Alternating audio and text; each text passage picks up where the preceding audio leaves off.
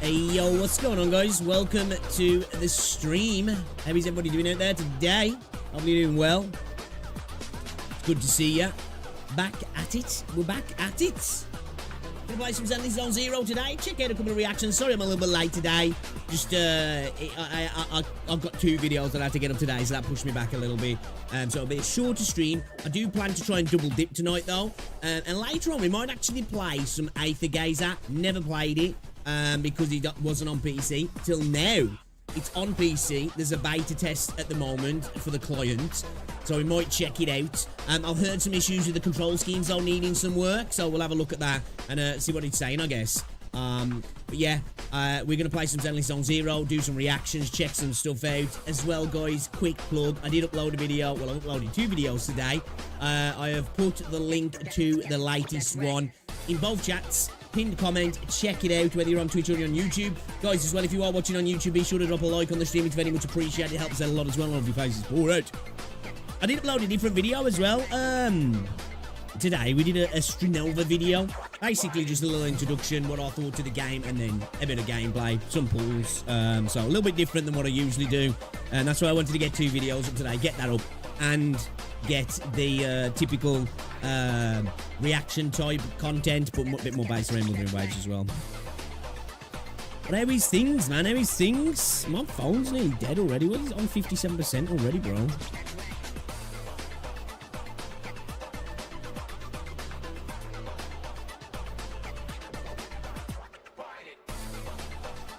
How's the audio coming through though, guys? You're sounding alright?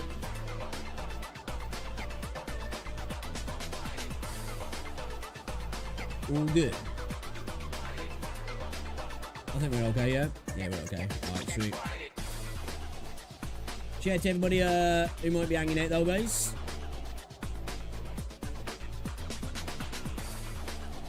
So, I don't know if there's an animal died in my house at the moment. I swear to God, I've had a couple of flies come into my, get into my room somehow these few days. I'm like, this isn't right. It's not that time of the year. Like a dead cat around the house somewhere. Not in my house, because I don't have a cat, but you know what I mean. The neighbours do.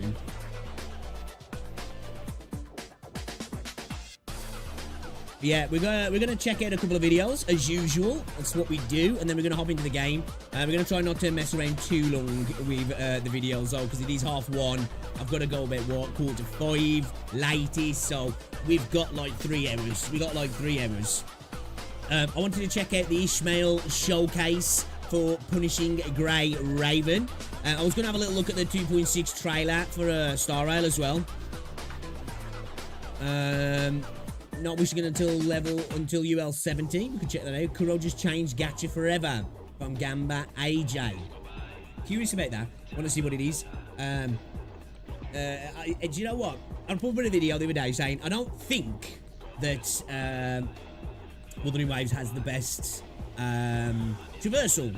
And what I was meaning by that, I was more meaning not the quality of the mechanics that are given to you, but more the choice, the variety, and the options. Which, in my opinion, I think in terms of a 3D open action gacha game, I think Terra Fantasy does that. I think it gives you more options. It gives you more things to do, more variety of them, gives you them earlier as well. Now, some of them are in different regards, either via tools or some stuff's locked behind progression and such. But I still think it gives you more options right off the bat anyway. Man, figured things out. The Wuthering Waves community is very much like the Genshin community in the same sense. The second you question anything, or even compare it, especially something like Terra Fantasy, I think everybody gets triggered when you bring Terra Fantasy up as if like you're not allowed to. Dude, you sit around 80 to 90% on my videos in terms of likes. Sitting at 46%. Don't bother me, because it's my opinion and I'm going to stick to it. And some people are giving up like fair points, but yeah, man, people didn't like me saying that Terra Fantasy has far more options than Wuthering Waves, and better options than Wuthering Waves. But yeah, people couldn't get their head around that. So that was a bit of a wild one. I did put up 2 videos though today, guys. This is a massive problem for free-to-play players video, and the Strinova video as well, if you want to check them out whenever you want to. But as I said, we might check out Aether Gazer later because of the PC client being out now. Neo, what's going on, dude? Welcome to the stream. Immortal, welcome. You finally got past the UL40 roadblock. I had to blow wayplates to do it, but I got it done. Forced you into it, did they? Those things anyway, though, guys. Welcome to the stream. Hopefully you're doing well. So yeah, that video. Yeah, I'll show you. I'll bring it over here.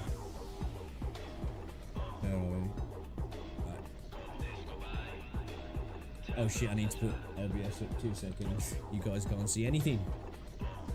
You can't see anything.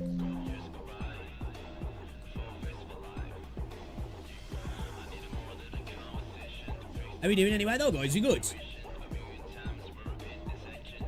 Alright. So look, usually, obviously these videos only just gone up, so ignore these because they won't represent anything. Usually 86%, 98, 87, 96, 95, 90. You know, not bad like ratios, really. You know, some videos don't, obviously smaller videos, so, you know, some here. This one we did 57%. You know, on average, around about the 87 mark. This, dude. People weren't happy with my opinion in this video.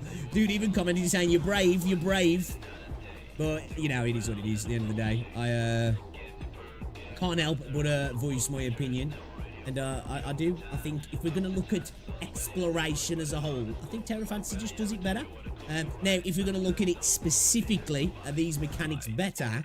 Then there's a different argument there. Because, you know, I think the quality in Wuthering Waves outshines Terra Fantasy. And I don't even think that's a hot take at all. Nobody's going to say that's a hot take, but it's not. Or, you know, sometimes we have to take our bias out of it and just look at what the options, and I just think, you know, it clears it. I saw the build boys up last night, and holy shit, she's a tank. Level 50, she has more HP than my level 70 character by a large margin. What's her HP sitting at then? No.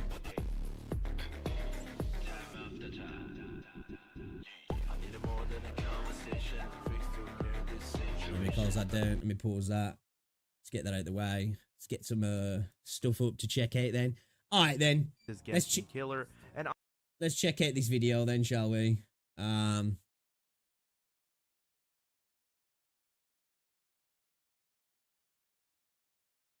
Over 21 or 22k. Nice. That is decent. That is. I think my shortkeeper's only sitting at about 14k or something like that. I need to scale her HP a little bit more though. She's not fully built yet though. I do need to build her up a little bit better.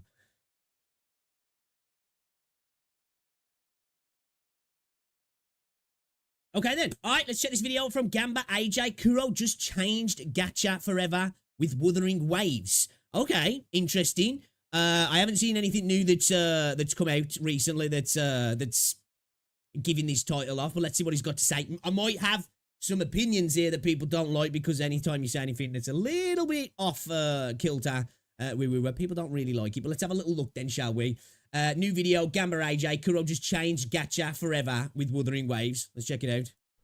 Yo, YouTube, it's your boy AJ back at it again with another video. And in today's video, we're going to be going over how just Kuro Games has just changed the gacha space forever. How the dev team has done something that I don't know if it'll ever be recreated, guys. But I really hope it does, and it allows the future of gacha to prosper in a better light. And normally I'm going to do my normal intro, but the one I did mention we spoke about this in a video before. It might have been from Gamba actually.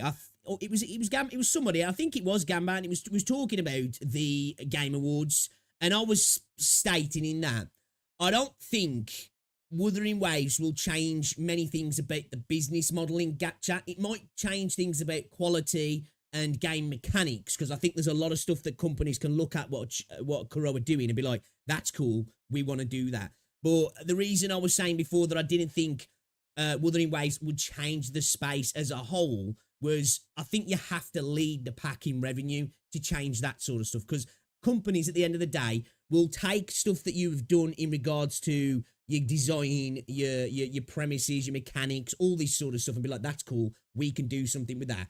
But I don't think it necessarily means they'll take the business models, because at the end of the day, if you're not leading the pack, what's the point in copying the person who's not leading the pack, if that makes sense? I don't know if that's what he's talking about here, but I was just going back to that video before, actually, because a lot of people didn't really understand what I was trying to say there, and it was more about the business model rather than the game itself. I think Wuthering Waves is going to inspire a lot of other games to take stuff from Wuthering Waves, the business practice. Will they? I don't know. Maybe some will. Maybe they'll be able to twist it and make it more profitable. But I think until you lead the pack financially, people suits anyway, tend not to copy what you're doing, do they? One thing I really want to talk about is how Kuro Games has done something that out of the big four and all gacha games, really, not all gacha games in terms of like, you know, your Nikkeis, your Cookie Run Kingdoms, your basically the smaller ones that reward you, you know what I mean, that I know people play. But on the grand scale of how big Wuthering Waves is as a game, you know, Wuthering Waves, when it came out and it was looked at, right, it was supposed to be this grand competitor to the Genshin Impacts, another competition to HSR, even though I do believe the HSR space and the Wuthering Waves space has very... I think that's more what the community made it into. Is I'm not saying that, like, obviously there wasn't some thoughts going on in the background in regards to tackling Genshin like that, but I think it's more of us of a community made this up, dealing with it. This is going to be the Genshin killer. This is going to compete with Genshin, rather than that was Kuro's MO and their ideas going forward from a business standpoint of like, we're going to be side by side with Genshin. I think they just wanted to create something which, let's not pretend, was inspired by Genshin, but improve upon it and hopefully become a profitable business out of it as well. Very much a cross, and pretty much the fan bases aren't really like beefing with each other, rivals or anything. I don't even really think they're competing with each other, to be honest, but you know, the revenue... It's so weird that though, isn't it? You know, fan bases competing with each other. That's just like, unless you're like a sports fan, like, it's just such a weird thing to think that you've got fan bases actually actively trying to compete with another fan base over corporate profits and success in revenue and such. It's really odd. Charts, people are gonna always say so that are pro Hoyo and pro Kuro, but I think in terms of what WUWA is doing, and there are four main reasons I want to get into, is the lack of no FOMO at all. And for those of you who don't understand what I... Lack of lack of FOMO. If he's saying does he say lack of no? Let's let him say what he's got to say, actually. I mean, and I'm going to get into it right now as to how this is going to affect other gacha games going forward. The big ones like the Neverness to Everness, like Azure Pamelia, Project Mugen, who are probably have seen what Wuthering Waves is doing and looking at it. And let's start off with how much they've compensated for players, basically 2 players, for their mistakes. If you guys remember, Wuthering Waves didn't have the greatest start at all at the beginning of the year. There were some Hey, it was fine for me. It was fine for me. I had a great time. I was getting loads of free stuff. I heard people were having problems. I was just sitting here like, yo, thanks for the free stuff, man, I guess for having fun. Cheers. Rocky roads there. There was a lot of hate watchers too from the Hoyoverse side, because it was always hyped up to be this Genshin killer. And obviously, guys, again, I think that was by also, wasn't he? Not me specifically or you specifically, but by the community in general. No game is really the Genshin killer, because everybody, if you're just smart enough to realize, Genshin has always been popular. The only thing that can kill Genshin is Genshin. Not only of COVID, but because Genshin is almost like it had to walk for everybody else to run. Like, I genuinely do believe I've said this that. multiple But times. Genshin just stayed walking. They never really went to running. HSR came out, it got off the ground. Wuthering Waves came out, it got off the ground. You can say what you want about ZZZ. ZZZ does have some early game issues with the TVs, but if you're into the TVs, then you have no problem, and you even enjoy ZZZ. ZZZ right? is a great game. But with WUWA, it's almost like when other gacha companies make a mistake, and I really mean just Hoyoverse, the big four, right? Because I'm not sure about the smaller ones. They will compensate you. Like, I suppose, obviously, we don't know the revenue of Wuthering Waves from PC, and I suspect it is vastly superior to what we get on mobile. I've said this multiple times. But can you really class Wuthering Waves as one of the big four? You know? At the moment, I don't think we can. Maybe in terms of being on people's radar and quality and scope, I think, yeah, there's an argument there, definitely. But I don't think it's really in the big four, is it? You know, if we're going to just go back and look at it from what categorizes that, in my opinion, when you class a game as a big game, is how many units it's selling and how much money it's making, really. Now, there's the argument that could be made that I don't know exactly the download numbers. They're probably vastly outweigh the revenue numbers, of course. With any game like this, that's going to be a thing because there's way more people playing than paying. It's just that payers typically, you know, who are big spenders, cover the free-to-play players, don't they?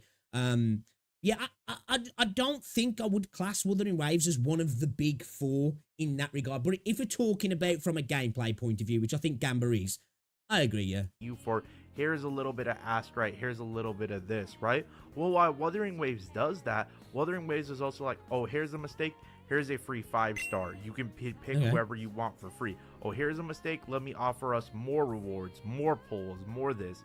The next thing I want to even talk about is just the shift that they've done, which is the weapon banner being 100% guaranteed, which is pretty crazy to me because weapons are always. I think it's a major part of why, again, for me, a big factor of why revenue is probably lower on mobile is because I just don't think this game's a mobile game. Let's just get that out the way. But I do think revenue probably would be higher if there wasn't a guarantee on the weapon system. There was a player. I'm glad there is because it makes it easier to get a hold of and it's not too expensive. So it's definitely more player friendly. That's for sure. No denying that. But I think they probably could make more money if they didn't make it a guarantee, if I'm honest. Looked at for light spenders and free to play, they can't always get everything for an individual character, you know what I mean? And weapons do, especially signature weapons, not only like boost a character whosever signature it is to another level because it is this big power spike. It's almost like if you play Dragon Ball, multiple characters. A character with their weapon is like going from like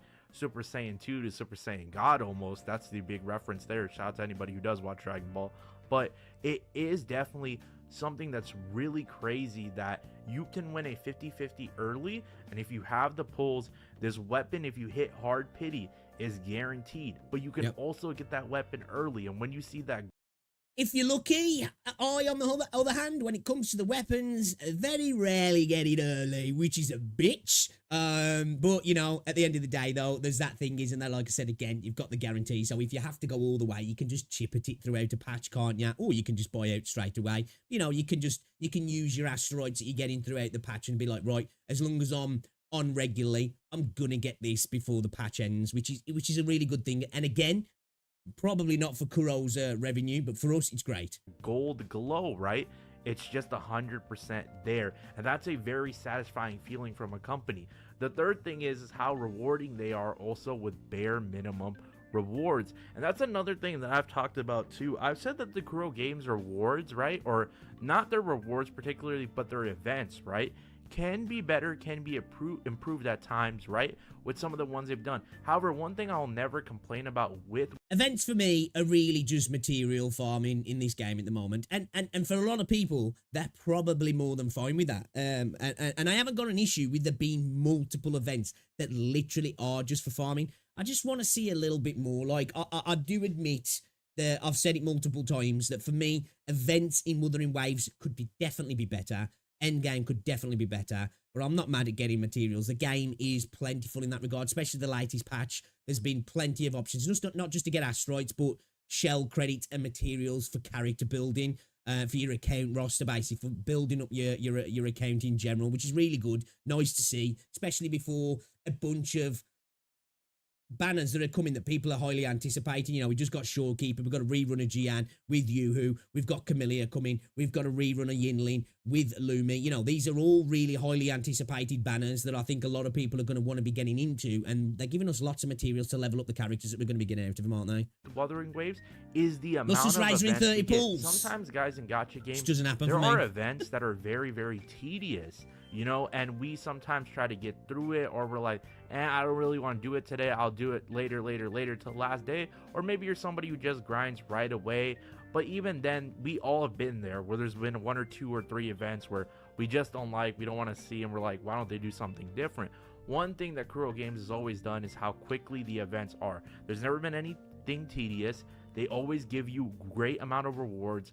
I think that might be a bit of the problem that I've got. I don't want tedious events, of course, but I also don't want stuff, because like a lot of the events, individual parts of the events at least anyway, I know there's usually multiple levels and then the stagger them over days with the time gates, but most of them are usually cleared within less than a minute, or what, 2 to 5 minutes maximum, really, which for a lot of people, I know people be like, well, that's how it's supposed to be to gacha game. But I just want to say this here. For me, I want Wuthering Waves to do things a little bit differently. I don't want you to have to be on the game all the time to get what you need out of it, but I want the option to be there, and I want them to make it so they want to keep you in the game for whatever reason, the enjoyment for whatever it is. Because, you know, Genshin kind of changed the game with gacha in taking the gacha space from this like kind of Eastern money dump in mobile sense into this broader like game genre that like wasn't just for mobile, it was for console, it was for PC, and it wasn't just small instance battles with gacha systems attached to it, and it was a full-fledged game with lots of stuff going on in it, and then a gacha system attached to it, of course, but it felt more than the sum of its parts, if that makes sense, where a lot of the time prior to that, not all the time, but most of the gacha games were very much just gacha games, weren't they? It was, you had a small system of things that you did, and then the gacha system attached to it. Now, there'll be some people who'll say, well, there was this game and there was that game, and that's fair. But in general, you know, it took things to the next level. I want to see Wuthering Waves do that now. Now, it's probably not going to be setting ablaze anything in regards to revenue at the moment, but hopefully in the future, maybe they will. I like Kuro. I want to see them do well. But I want to see them evolve and take things to the next step again from the gaming aspect and change the way people interact with gacha games, and it not just be, I hop on, I do my dailies, I get some asteroids, I bounce. I want to be enticed to stay on the game. I want them to give me content that makes me want to stick around. I don't have to, and it's not all about rewards. It's about the gameplay loop itself. So you're not feeling like, well, I've got to do this because I need the rewards. It's more that this is here for you. This is really fun. It's cool to do, and you might get something out of it. I want that to be there. Personally for me, now I know a lot of people are like, I don't need that. I just want to bash the game out. It's a secondary game. I'll be on it for half an hour and then I'm off. And that's fair. That's fair. But just from my point of view, I'd like to see that. Great amount of materials, and they always respect the player base is time. Even when the bare concept of the game came out with echo farming, a lot of us are gated when farming relics for characters we really like to get them to their full potential. The one thing about Kuro Games is we can keep infinitely farming if you want that choice and that opportunity to do that to further boost the character. We've seen it, guys. There are people who have really good characters built. There are people who have very decent characters built, and there are people who went above and beyond, grinded nonstop, right, and have the max potential through the roof. Crazy builds with crazy numbers, and that's a great feeling to have. The god tier for a game, especially that's a gacha game, and these devs are listening. The fourth and final thing is I want to talk to you guys about is how they are committed to their player base for the long run. And the one thing that it starts with is, if you guys remember back in the gacha revenue, and even that video was definitely a polarizing video for me, even to put out or even talk about, because the normal Kuro fan base and the Kuro community does support that video and everything the gacha revenue stood for, and we all know that that was the mobile side, how things are, you know, the numbers were changing, maybe it was lied about, and it's just very weird. But the one thing the developers have said from day one about Wuthering Waves, and I appreciate them, is that as long as they stay afloat, they're not going anywhere. We don't have to worry about end of service or anything like that, guys. And I do believe the Kuro community does support them really well, but they're also generous at heart. Giving us a free Zhang Liao for almost no milestone really hit is incredible. You know what I mean? We don't know what the anniversary holds in the future. There's so many different things. It'd be insane to see, won't it? You know, the first year anniversary. Like, I hope it's not a letdown. And I don't want it to all just be about free stuff. Like, I hope there's a bunch of events. Like, Solo Level and Rise kind of did it cool. Like, they had a 100 days event, and there was like so many cool little mini games and events throughout that whole like patch. It was actually kind of fun. This company can do. The other thing is quality of life changes. You know what I mean? Like, think about this, guys. And I don't like to bring up Genshin, I think they're top tier with quality of life. Genshin said they're going to do X. Let's think about it, actually. And I'm asking this straight to the viewer, straight to the people in the comments. Which game within this space, within the gacha space, let's not go out to outside the gacha space, within the gacha space, does quality of life better and at the pace they do it? Because I think, obviously I haven't played every gacha game, but in terms of like quality of life, fixing bugs, improving on things, listening to the community, acting at a rapid pace, I think they're clear most gacha games and most developers, if I'm honest. Now, again, somebody will probably come along and go, actually, this game here, they kill it. All right, maybe I haven't played it. But for me, at least from what I know, I feel like they do a really good job of that. I think that's one thing where we have to glaze Kuro. We have to, in my opinion. I'm not really a fan when people glaze too much over stupid stuff. But when it comes to that side of things, I'll glaze Kuro all day long. X, Y, and Z, or people have expected it over the years, and they're on their 5.0, something like that, right? But they've never gotten it through. But then when Wuwa comes out, it's like, oh, we'll upgrade our stamina. What's funny is I think their stamina is still lower than Wuwa's stamina, and Wuwa keeps putting out quality of life changes. There's mobile support, mobile players have controller support now. We keep getting more quality of life issues, whether it's the stuttering, the higher quality to play on, making the game smoother. We just got stuff with the echoes now. We can I will say one thing though. I think since 1.3, performance hasn't been as good. Now, I've had this issue since day one. That when I jump onto the game for about 15 to 20 seconds, I get severe lag, and then the game runs buttery smooth for the most part. And I'm on a 4090 and a 13900K, and I'm on fast RAM, like I've got a top of the line PC. But that's a thing that's never gone away. Now, it could be just a hardware issue, a bit of compatibility. Okay, whatever. But that's been there. And it doesn't really bother me, if I'm honest. But since 1.3, I've definitely noticed that there's little drops here and there. And I'm feeling a little bit of lag sometimes. And sometimes when I'm in the menu and I back out and I hit the cross, the game will just soft lock for about 5 seconds. And then I'll be back out to my character. But my character's ran 10 foot or something, as if the game's been taking inputs from me, which I haven't been putting in. I've noticed that since 1.3. Just got to put it out there, you know. Personally for me, I've heard some other people talking about it as well. It's probably not everybody who's having that issue, but I've just noticed that because they did the DX12 update, didn't they? I'm launching the game via DX11 still at the moment, because when I went to DX12, it was noticeably worse. So, yeah, that's definitely something I've noticed. Basically pick whichever echoes that we don't like and keep constantly picking them and do one massive re-roll, you know what I mean? Rather than, oh, we got to keep watching the spin again and again and again and again. Also tracking the echoes, and they're still not done, guys, because they care about us. Every criticism that was in previous patches for this game, whether it was music, visuals, or stuff like that, was addressed with 1.3. I don't think every criticism has. I think probably obviously they're going to have to look at priorities, aren't they? Look at what they can do, that they can expedite and get ready for next patches, things that they consider priorities, things that more people are speaking about. But I don't think they've covered all problems. And they never can at the end of the day. There's always going to be one person who goes, actually, I don't like this. And everybody looks around and goes, well, we're not talking to you. You know what I mean? So there's always going to be that. But yeah, I don't think they've covered everything, but I think they've done a really good job at it. People didn't mind Definitely the trailers really that good we job. were getting to see the rewards and the characters. However, they went out their way and said, you know what? We are getting this money now. Let's use it wisely. Let's give them a good 30-40 minute live stream that was solely focused on the game. Nice shots. Yeah, and did the I do hype hope live we up get more to it? live streams. Yes, 100%. Oh no, how does this Not for affect every patch, but for the major future ones. of gacha gaming? And we were going to talk about that and Okay, these other big games.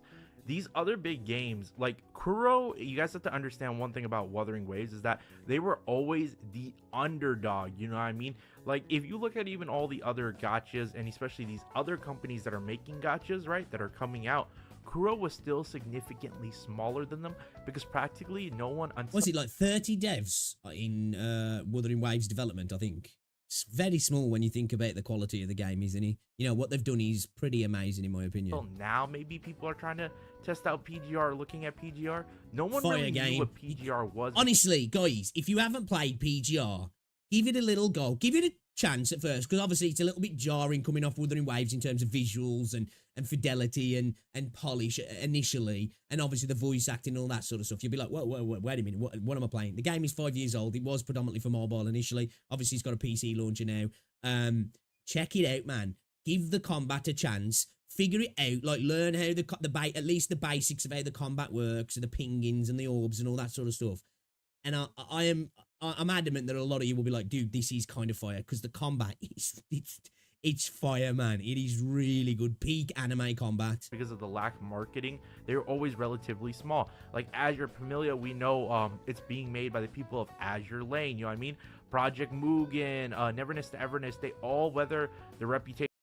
Saying that though, Project Mugen, their marketing's been absolutely die out. We got that initial trailer, everybody was hyped, and then they went radio silent. So those guys have just fell off the face of the earth, really, to be fair. you know, I think really on most of those games he announced there, mentioned there, the marketing hasn't really been anything major at the moment because the games are not out. But, you know, CCs are definitely the marketing. This is why content creators in YouTube is very important for games now, because they can have this constant marketing without having a marketing budget. They can announce something, go away, and the internet will do it for you on it. So, you know, it's a good thing. I suppose it depends on the initial trailer is why it's so important for games. Get that initial trailer right. The internet will do all the work for you. Is good or not, they all have been known for something, you know what I mean? If they got out to the mainstream at one point, however, Kuro wasn't. And the fact that they're still here, they're still providing a quality game that is amazing for us, a product in where we have no FOMO, we're rewarded. It's, again, though, I think there's FOMO coming. I think there's FOMO coming. And I don't mean in the mechanics and the systems. I just mean in the banners. Shorekeeper. Well, personally for me, FOMO right out the back there, right out the gate. I was FOMOing out my mind for Shorekeeper once I saw the kit. Then I saw Yoo-Hoo and I was like, she actually looks like a cool 4-star. Won her. Then I found out she wasn't on the Shorekeeper banner, which makes sense from a business standpoint. And I was like, oh my god, I've got to get Shorekeeper's weapon now. I've got to get Shorekeeper. I want to try and get Shorekeeper C1 or C2. I've never done that before with any of the premiums. Then I was like, right, well, I guess I'm going to have to pull on Jian's banner because Yoo-Hoo's on there. And hey, it wouldn't matter if I got a copy of Jian as well. And then Camillea's coming in. It's like, right, Camillea's coming and Lumi's coming. Now we know Lumi's going to be on the Yinlin banner. Oh, Yinlin's back. Oh, I didn't manage to get Yinlin's weapon last time. I'm going to have to get that now. So there's definitely FOMO for me. But it's the right kind of FOMO. It's the FOMO in sense of that we've got really cool characters coming that I really want to get. And not so much the systems that the game has created for us are really harsh and really restrictive that I feel like I'm going to miss out because the game isn't generous and the gacha system's really not generous as well. Now, don't get me wrong, there are more generous games. But I do feel the generosity of the game takes a little bit of that away. But definitely the banners are giving me FOMO, that's for sure. Quality of life updates. But I've got no impulse control. Co-op, you know? I haven't even talked about co-op. And then if they drop skins, like, oh my god. The co-op, they're trying to improve. This company cares, and it's showing other big gachas that are coming out. Hey, you can be rewarding with your players, you know what I mean? Your players will still support you. They'll still be here for the long. Again, though, this is where I probably diverge from Gamba's opinion here. When you're running a business, you don't look at a competitor who is making less money than you and go, we're going to do what they're doing. You might look at the stuff they're making in a quality sense of things and a design and be like, oh, we'll take some of those. But if it affects your bottom line, you probably won't. If you know you can get away with a bare minimum, you'll get away with a bare minimum. And I said this before, if Wuthering Waves won a Game of the Year award, I don't think it would make other companies go, we've got to do what Wuthering Waves are doing. They'll still look to what Huyo are doing and go, we want to do that because we want that. They want the green at the end of the day. These awards mean nothing. Topping charts on revenue is what matters to the suits. It's what matters to the investors. It's what matters to the shareholders, board members, all that sort of stuff. That's what'll be a big factor to make the gacha space change, is if Kuro continue to do what they're doing now and do get to the top. You know what I mean? Now, obviously, as I said, we don't know what they're doing on PC in terms of revenue. And when it comes to PlayStation 5, we probably won't know. But if they're making insane amounts of money over there, you know, that could be something that pushes the needle a little bit. But I don't think just all the good thought will. It's got to be backed up by success, in my opinion, for companies to go, I want a piece of that. You know what I mean? Long term. And that's why I think Kuro is doing something. The developers are doing something that's never been seen before, and they're making gacha history. But that's my take on it. That's how I've been feeling about Wuthering Waves lately. Let me know down in the comment section below, guys, if you guys agree with my points. Please leave a like, comment, and subscribe. It's been your boy AJ. We're trying to be the top Wuthering Waves creator in space. We're trying to hit 5K, and we're trying to get to 10. I love y'all. That was my normal intro. But yeah, guys, love y'all. Peace, love, positivity. I'm out. Later, guys. All right, good video, man. I like these yapping videos sometimes. I do like AJ as well. I agree pretty much on everything, just apart from the fact that I genuinely don't think other businesses will follow suit if it's not about cash flow. You know, I really don't. That's the #1 barometer for a business. You know, if you look at your competitor and they start doing really cool things and it starts making them a crap ton of money, guess what you're going to do? You're going to start doing some of those cool things, aren't you? But if they're doing these really cool things and they're kind of just getting by, you know, where we said, as long as Kuro make enough to break even, they'll stick around. Other companies aren't going to follow that, are they? Well, they're just about breaking even. Let's do what they're doing. They're not going to, are they? At the end of the day, they're going to lean into the more systems that are going to be more profitable for them. This is why, for me, I want to see Kuro do well, because if we can get more generous gacha games and it becomes more about the game than the gacha, that's a good thing, isn't it? Of course I want the gacha because I'm a degenerate. But do you understand what I'm saying? Like, you know, I want a little bit more of that. I want to be... I want more of the game, and I think we need Kuro to do well in that regard as a consumer. But I don't think companies will necessarily copy what they're doing until they get there. And let's hope they do for all of us, I guess, right? You know, because at the end of the day, competition breeds better consumer practices, and that's good for us. All right, let's see what you guys are saying. Yo, what's going on, Ivan? DX12 seems to be walking. Yeah, when I switched to DX12s, I was having some lag. It did. That's why they give the option in the launcher, though, don't they, to launch from DX11, because they said it might cause issues. But even since 1.3, even on DX11, I've been getting... It's not terrible. The game usually runs buttery smooth, but I've just noticed more of these hitches now and again than what I was getting before, which is to be expected. It's a live service game. Sometimes patches get rolled out and bugs get introduced, aren't they? You just got to deal with it, ain't you, really? But yeah, that's my view on that. I don't think Kuro will change the game until they top the game in regards to companies following suit in what they're doing, especially in terms of the business model. Quality, different argument. In terms of the business model, I don't think we'll get that reflected in other games so much until they succeed and then other companies go, that's the way, that's the model. You know what I mean? At the moment, it's not the model, because we've saw the games that are making the most money typically tend to be a little bit less generous in that regard, and a little bit less friendly for the consumer. They have options and they have all this stuff, but like they tend to, you know, they maximize cash flow, don't they? And that's just how it is. Once I get Beiji to S5, you're going to bench Verena until I need him for an alt terror team. You should be ashamed of yourself. That's what you should. Collecting Beiji up for 15% attack buff is a hassle, though. I don't know. Chase Souls are just fighting hope for the best. If you really wanted to try dropping close enemies and says what your DPS unit is going to be, that way you can pick up almost immediately. You know, one suggestion I can make for Kuro regarding 2025 titles competition: put the Morning Eggs Dogfighters de facto mount system and make it unlimited time. Yeah, I was on that last video. We were speaking about that, and some people saying, you know, they'd like to see, you know, the echoes giving you some sort of flight, and other people saying that they think it'd trivialize it. I get where people are coming from the trivializing the traversal. You know, all you got to do is, I think, if you're going to be able to use the echoes as a traversal in regards to flight, just slow it down so you're not zipping around like a nutcase. But, dude, just imagine how cool it'd be, because how beautiful Wuthering Waves is, to be able to fly above the map, and I think it'd look dope, man. You know, it'd really look nice. Especially if you could get some features in future to make the draw distance even better. I should up my game oftentimes on the terror. I tend to move a lot. Yeah, that's my biggest problem. I'm inefficient in harder combat in the game. I watch some of the best players, and they're incredibly disciplined in staying in spotlight. You know what I mean? I'm like that. I'm a little bit like, I'm all over the place, like, you know what I mean? And it costs you stamina and everything, does you? And it's just less efficient. So yeah, I feel you there. Chase, what's going on? Welcome to the stream. How's it going?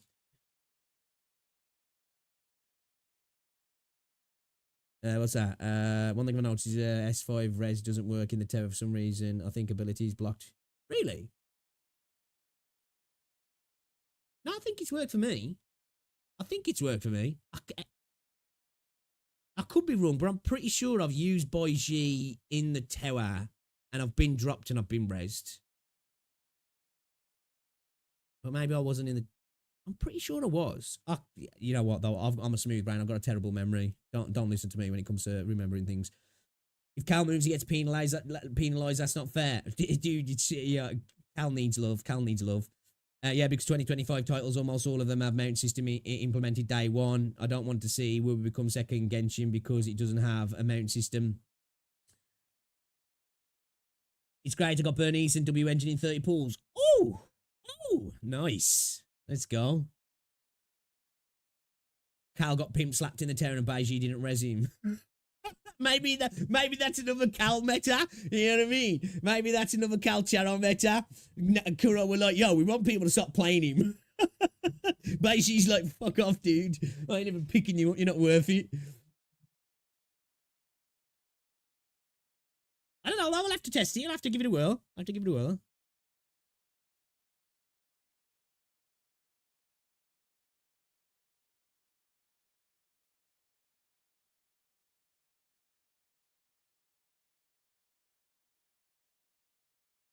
Okay, yeah, Ivan, are you still in the chat?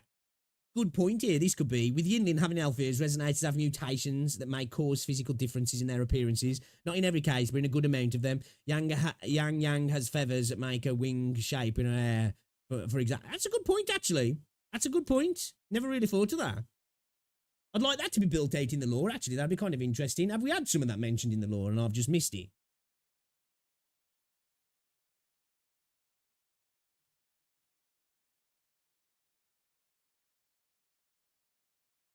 I like that. That's Cal's problem.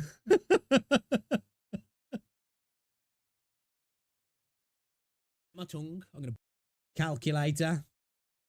Poor calculator.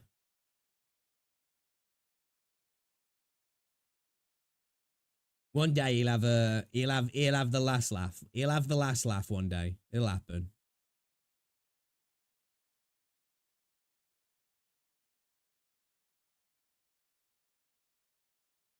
Man, you guys really don't like... I love him. I love him.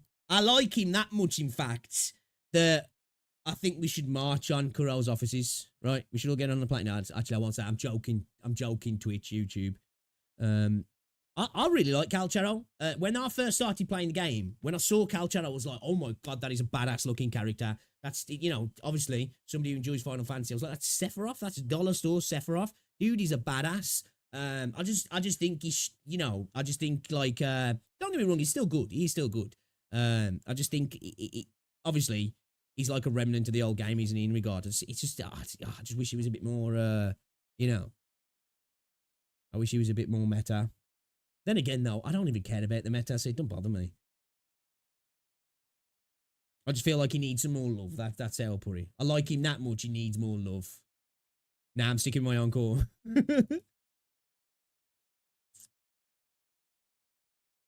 Alright, let's have a look here. Not history, I don't want history, I want watch later. That's what I want to watch.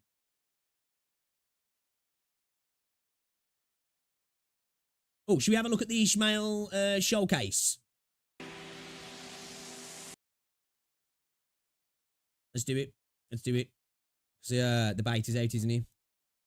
Do you reckon at some point they'll move to this? Kuro will be Wuthering Waves in regards to where the beta works. Do you think they'll just do an... I know that they get content earlier in China, so it's a little bit different. But do you reckon they'll move to an open beta in regards to all the leak stuff? Because I've been talking about that again. Probably won't see... I'll talk about leaks, but I probably won't show any, like, character gameplay in the future. Just because Kuro obviously don't want it. I don't want to get my channel took down. And, you know, I'll respect what they're asking for. I will talk about leaks, though, because in my opinion, if it's out there, I think you can talk about it. It's a different thing if you're showing it, isn't it? But yeah, but I was just curious. Do you reckon they'll move to a system like they've got in PGR maybe in the future? But anyway, that being said, let's check out this Ishmael showcase from the beta test for Punishing Grey Raven. And guys, if you haven't checked out PGR as well, it's a cool little game, man. It really is. I hope one day we get a spiritual successor to this game from Kuro, because I think it would be fire. It's from Tony Vasius. Let's check it out then. Let's have a look. See what it's saying.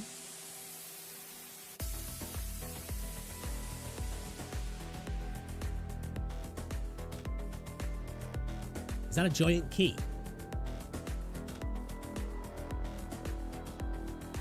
I must say, man, they've definitely stepped up the game as well, haven't they, on some of the newer character designs as well. The fidelity is higher on them, isn't it? In terms of, like, detail and quality. Like, that's a cool-looking character, that is. See what I mean, as well? Even, like, some of the... Well, actually, there's so many characters. She could fit right in to Wuthering Waves, right? I'm not tripping. You would, if you saw a character like that in Wuthering Waves, you wouldn't think it was out of place at all, would you? You know, this is why we need the PGR Wooer crossover. It'd be great for PGR in terms of advertisement. and it'd just be obviously amazing because we get some seriously sick characters. And yeah, man, it'd be a cool crossover. I'll be here for it.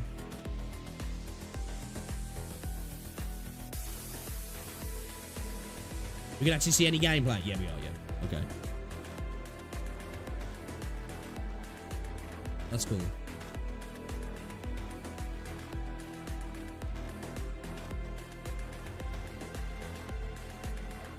Ooh.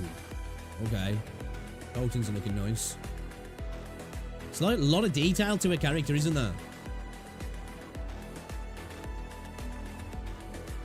Right, let's get into it then. Let's have a look at this then.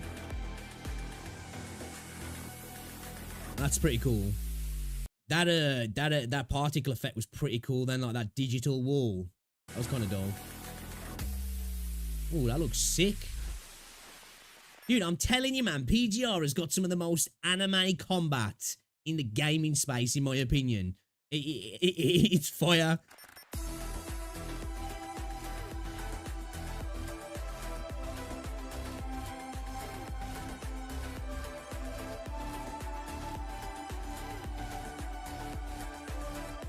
Ooh.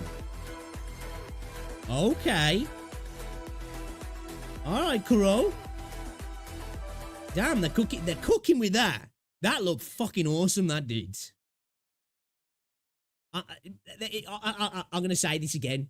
When it comes to combat, I think Kuro are up there. You know what I mean? They are up there in my opinion, because Wuthering Waves has got really good combat, and this is a different kind of combat, but it's incredibly fun as well. It is a really cool combat system. Very first time I played it, didn't get it. I was like, I don't know if this is for me. And then I started to understand it.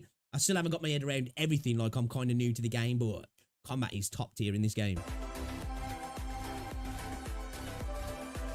Some really cool particle effects going on here as well. You know, for a game that's 5 years old now and started on mobile, you know? Predominantly designed for mobile. You know, it's not like Wuthering Waves that just happens to be on mobile.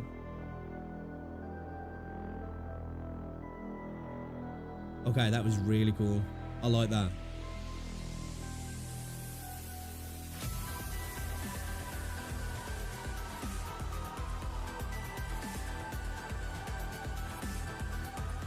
Those almost a little bit like Yowls, aren't they? Not quite, but you know what I mean. She looks really cool. She looks really cool.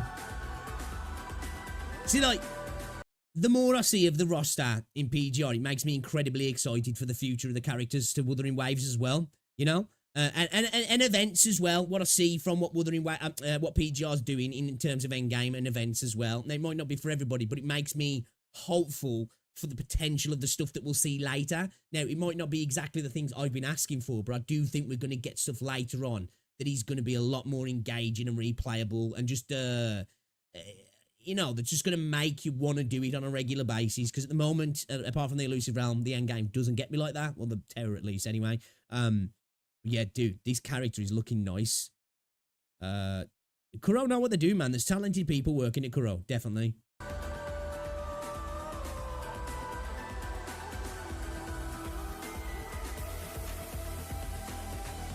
Her animations are nice as well. Kind of a little bit like Shorekeeper, a little bit the way she moves. A little bit more aggressive, and not so fluid, obviously, because it's PGR. But you know what I mean? I really like that. It's a really cool effect, the way they do that.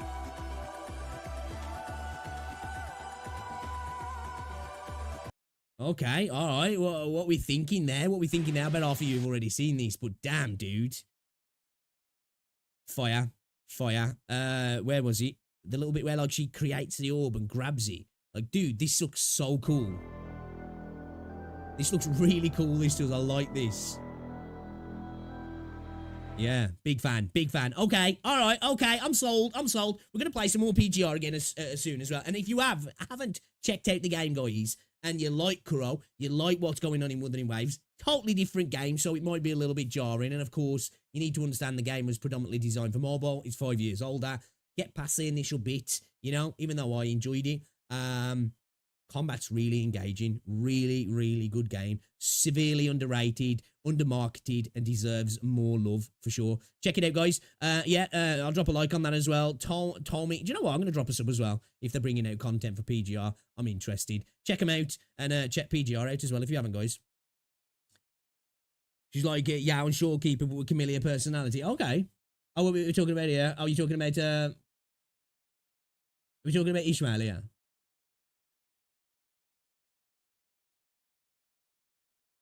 Dude, I cheated the tower last night and didn't even realise you. What you mean?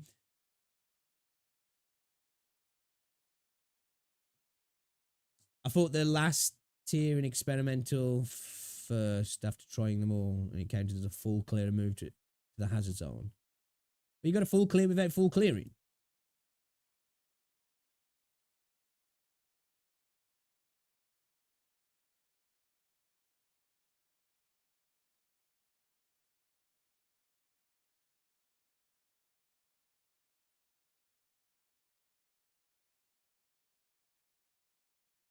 All right, let's check this video out from Kazahan. So recently I came across this. Let's have a look, shall we? Let's have a look. We'll have a look. We'll have a little look. Really?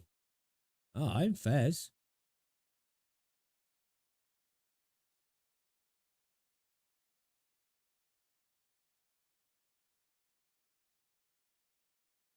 So you got the final clear without the others? Is that what you're saying? Like the fourth tier, fourth level, whatever you want to call it, fourth tower.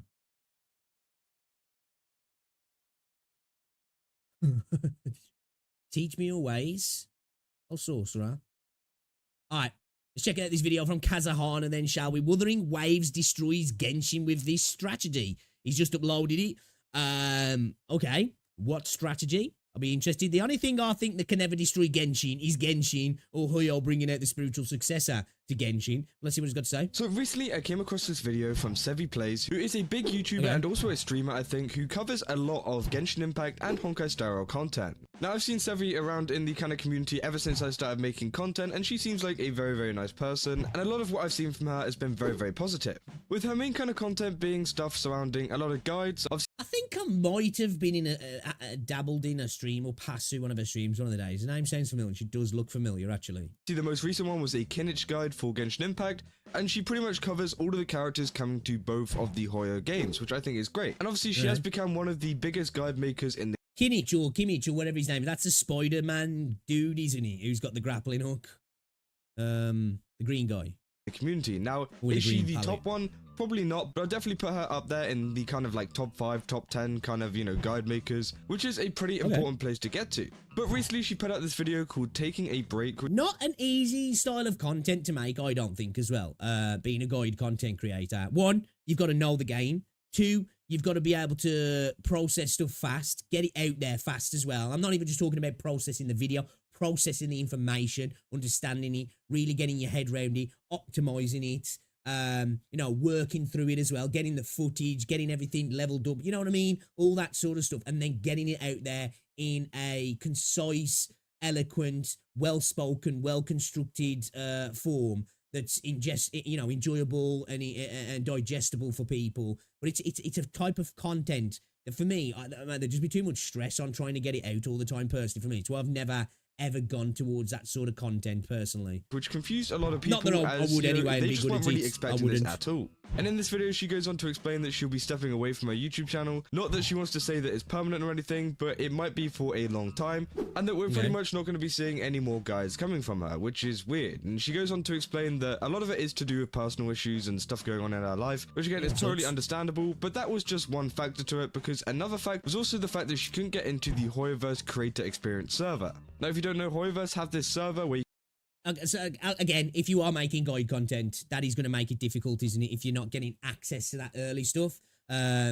I think this is one thing that I always talking about, wasn't he? Saying that, like, because Wuthering Waves doesn't have that, it's not good for creators. But at the same time, for me, I don't think games need to have to necessarily cater to creators in that regard. Now, don't get me wrong, creators are incredibly important to the gaming industry nowadays, because they run free marketing for games, and it's the best kind of interpersonal parasocial marketing as well. You know, people, man, I'm a small creator. and not even a great creator. I've had so many people over the years talk about games that they've tried from watching my content, fell in love with, not liked, but tried out.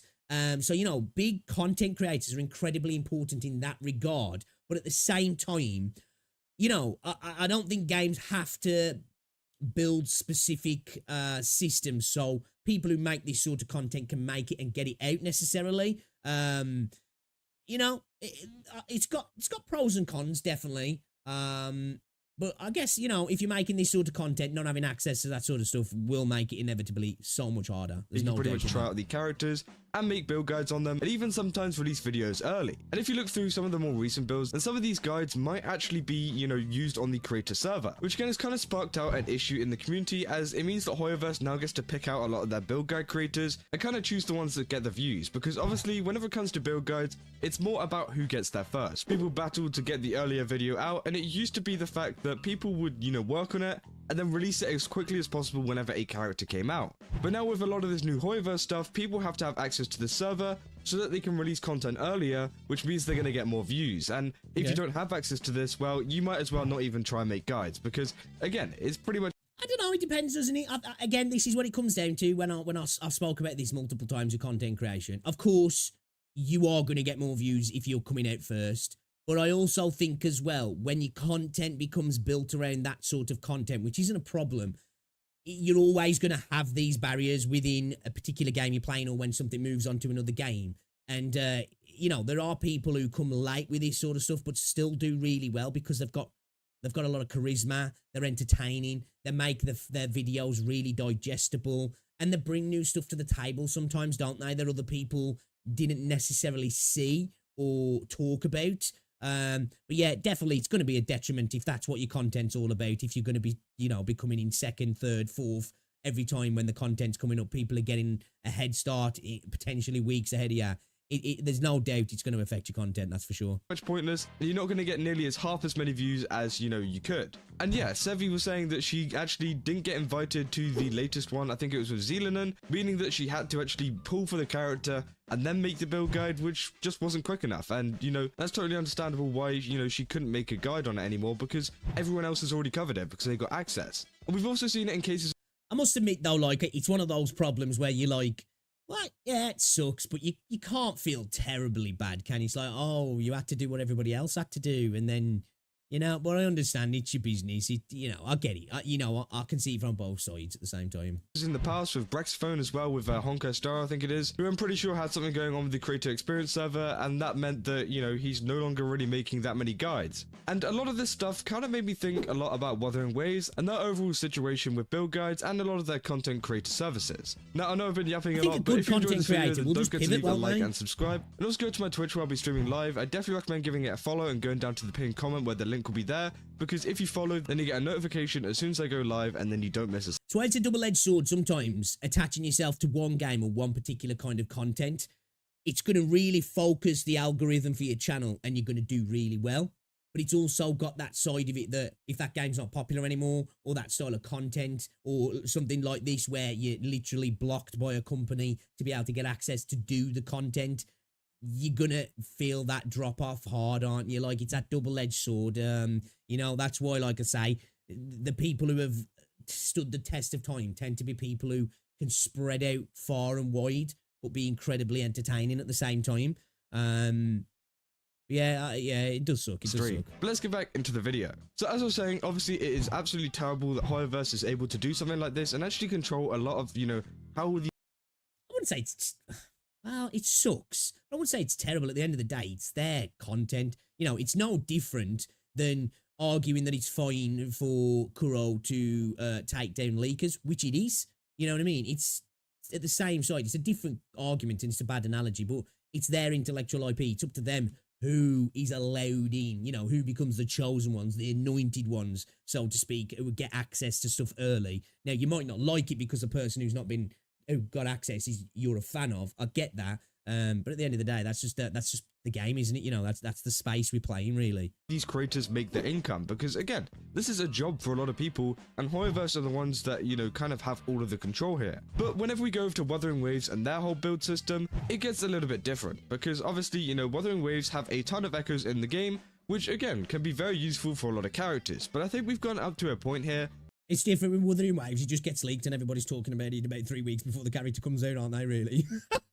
and people just make builds, kind of like guessing a lot of the time. And then it comes out, the stuff's kind of different, and then they just make another build anyway. But I guess, in a sense, because there's no server like that for creators, everybody's just on the day one, everybody's got the same start, you know, content's out, pull for the character, get it, build it, do a guide kind of thing, which I think really is fair as well, really. Where it's actually fairly easy to build a character compared to, you know, Genshin Impact and Honkai Star Rail. Now, obviously you might struggle a little bit on these certain stats you're supposed to put them on, but it's fairly obvious that you put the, you know, lightning piece on the light. Give me a sub-stat reroll, you know, just once, you know, I can use a material. Get a reroll on the substat. I'll be happy with that. That'd be really nice, Kuro, if you did that, you know. And you could just do it once on one particular echo, and that's it. It's done, you know. That'd be nice, though. Lightning character, you put the healing piece on the healing character, and so on. It's really, really like self-explanatory.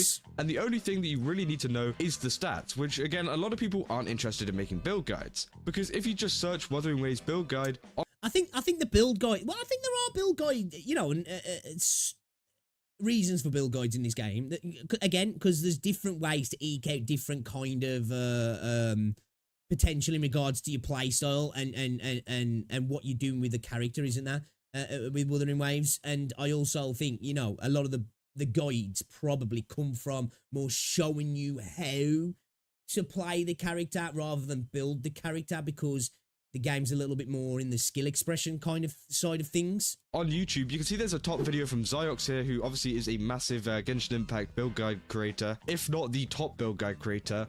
And we haven't really seen any Wuthering Waves guides from him since, because there isn't any point. Now, a lot of these, whenever you search up a build... Is it more a point, or is it just more they'll probably get more views doing the Genshin stuff in that regards? Because these are people who are Genshin creators first and foremost, aren't they, I think? Guide as a lot of the early stuff like Kalcharo and also, you know, Zhang Jin, and a ton of these older characters that came to the game whenever the game first released, which again was extremely useful because no one had any clue what the, you know, kind of ecosystem was about and how to build their characters. But now a lot of people have kind of gotten a grasp of it. People just don't care about making build guides for new characters coming out, including the Shorekeeper and people like that. Now, there will be some guides out there, I'm sure, from some creators teaching you how to build, you know, the Shorekeeper, because again, there is some stuff to be talked about, but not as much as maybe some other games, and they just won't get as many views because, again, no one really cares. They will just go to sites like Pridwen, which is a very, very good data site, which pretty much tells you, you know, how to build your characters, what are the best characters, how the gacha system works. They've got a ton of other stuff, interactive maps as well, which again is very, very useful, and all people need to know is the stats, so they will go to Pridwen, where a lot of this does get tested. This is a fair point, though, to be fair, going back to it. I still think there is space for it, but this is a fair point. You know, when you've got, like, things like Pridwen, you know, they kind of bypass the creator, don't they? But sometimes the creator's good for the explanation of why, and, you know, you can get stats and what's good for what. But sometimes, you know, an explanation of doing a particular rotation with a specific character, of the benefit you can get of the synergy, sometimes a lot of people might miss or just not get themselves. You know, I think there's still a space for guide building, but I guess it's less the guides and it's more about the character role itself and how to play the character, I guess, isn't it? Kind of, I guess, maybe a bit more like a fighting game in that regard. And it also gets tested by creators, I'm pretty sure, as well. I'm pretty sure they do work with a couple of creators, and there you go, you're done. You know, you just need to know what kind of, you know, stats need to be on these echoes, and you already know pretty much what set you need to be using with them anyways. Which again, I think is a much better system overall, and I really hope that Wuthering Waves doesn't go down the kind of Genshin Impact Hoiverse. I don't know, like, I think that's definitely a preference thing, I think, there. I prefer the ecosystem, definitely, in Wuthering Waves, but I think, you know, that's definitely a preference. Do you want a system in character building in a game, now, Wuthering Waves or whatever, where it's just like, you know, pretty much what you're going to be using on a character all the time, and then potentially maybe a secondary choice? Or would you prefer a system that potentially might have a lot more malleability to it and more options, and you know, would require you to know a little bit more to do that? Not saying that Genshin is that, but do you know what I mean? It's that argument, is it simplicity better or is nuance better when it comes to for builds, where some people like the options and the nuance to be able to create whatever, and I think you can still do that in Wuthering Waves. You definitely can. But obviously, if you're talking about efficiency, it's usually quite a lot more obvious, isn't it? But still, I do think there's a room for movement in stuff in the game. That's fruit, where there's a more complex build system. Now, obviously, this could change in the future whenever, you know, more pieces come out, more echoes come out. You know, that's going to come with new regions coming to the game, I'm assuming. There is a problem that maybe, you know, it will get a bit more complicated, which will require build guides for people. But I hope that they don't have a creator system like this, where it's all about kind of getting involved with a certain community or a certain, you know, the right people to actually get access to the server. Because it does beg the question with Sevi, if she's not getting access to it, then who is? Because as I said, she's probably one of the top 5, if not top 10, you know, creators in terms of build guides for Genshin Impact and Honkai Star Rail. You know, let's just remember that she does it for both. She's not just on one. Then why isn't she getting access? It just seems very, very weird, and I don't actually know who has access to it anymore.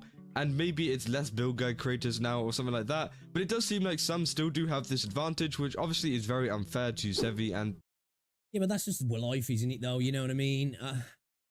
Kaz is definitely a younger dude, though. That's just life. You know, that's the business world. Some people will get preferential treatment. Sometimes it's not earned. Sometimes it's not warranted. But that's just how it is. When you're in this, especially in the entertainment business, because that's what content creation is, whether you're doing it for news, info, whatever, you know, there's a bit of entertainment attached to it. It's a cutthroat business, and it's an unfair business. And that's just the way it is.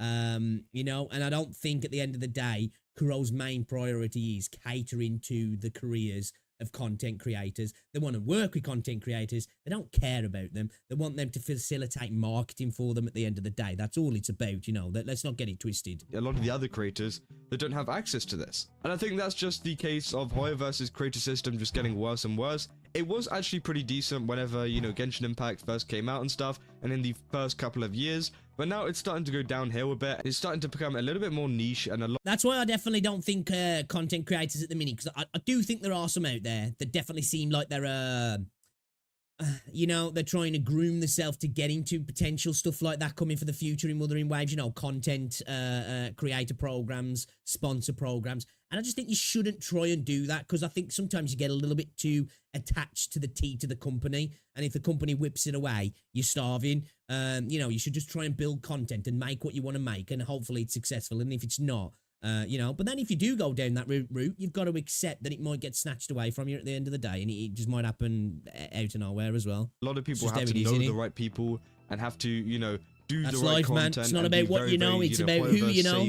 Especially get any of this kind of stuff, which again kind of sucks for a lot of creators, because again, they shouldn't have to do that. They just want to make content on the game rather than trying to suck up to Hoyoverse. But yeah, as I was saying with Wuthering Waves, hopefully in the future, you know, so far all the creator stuff seems to be pretty good, and a lot of people have been enjoying it. But if we ever do get to a situation where build guides get a bit more complicated.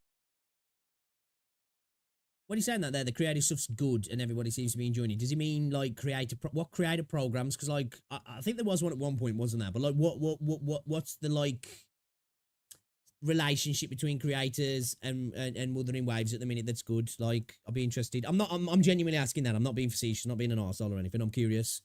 And people have to start making videos. I definitely hope that, you know, they don't add any of this kind of competitive nature to it. Now, obviously, whenever build guides do come out, there is going to be some degree of I've got to get this out first, and we see that a lot with other things as well. Like, that's the same with everything. Whether you're talking about news, whether you're talking about leaks, whether you're talking about build guides, whether you talk anything that's time sensitive regarding new information.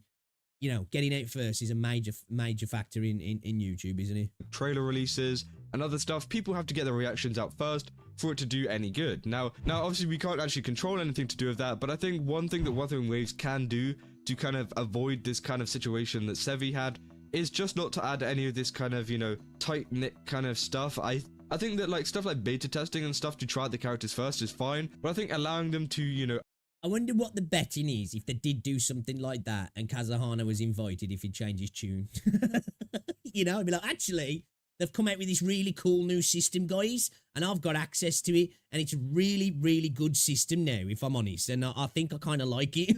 Early release a build guide for a character a couple of days before a lot of the other YouTubers. And I wouldn't judge him for that either. You don't have this advantage, and you've just taken viewership away from a lot of channels when you could actually let them just kind of naturally compete for it. which I think is much better and it's free of any kind of tampering with any of these companies, which, you know, I think we can all agree is something that we all want. But so far, a lot of these kind of ecosystems do tend to be quite straightforward, and I think they also have a recommendation system in the game too, meaning that you don't have to really follow that many build guides. Now, obviously, as I was saying, it was really helpful to have these early build guides to let you know how a lot of these characters work, but now it doesn't really matter, you know.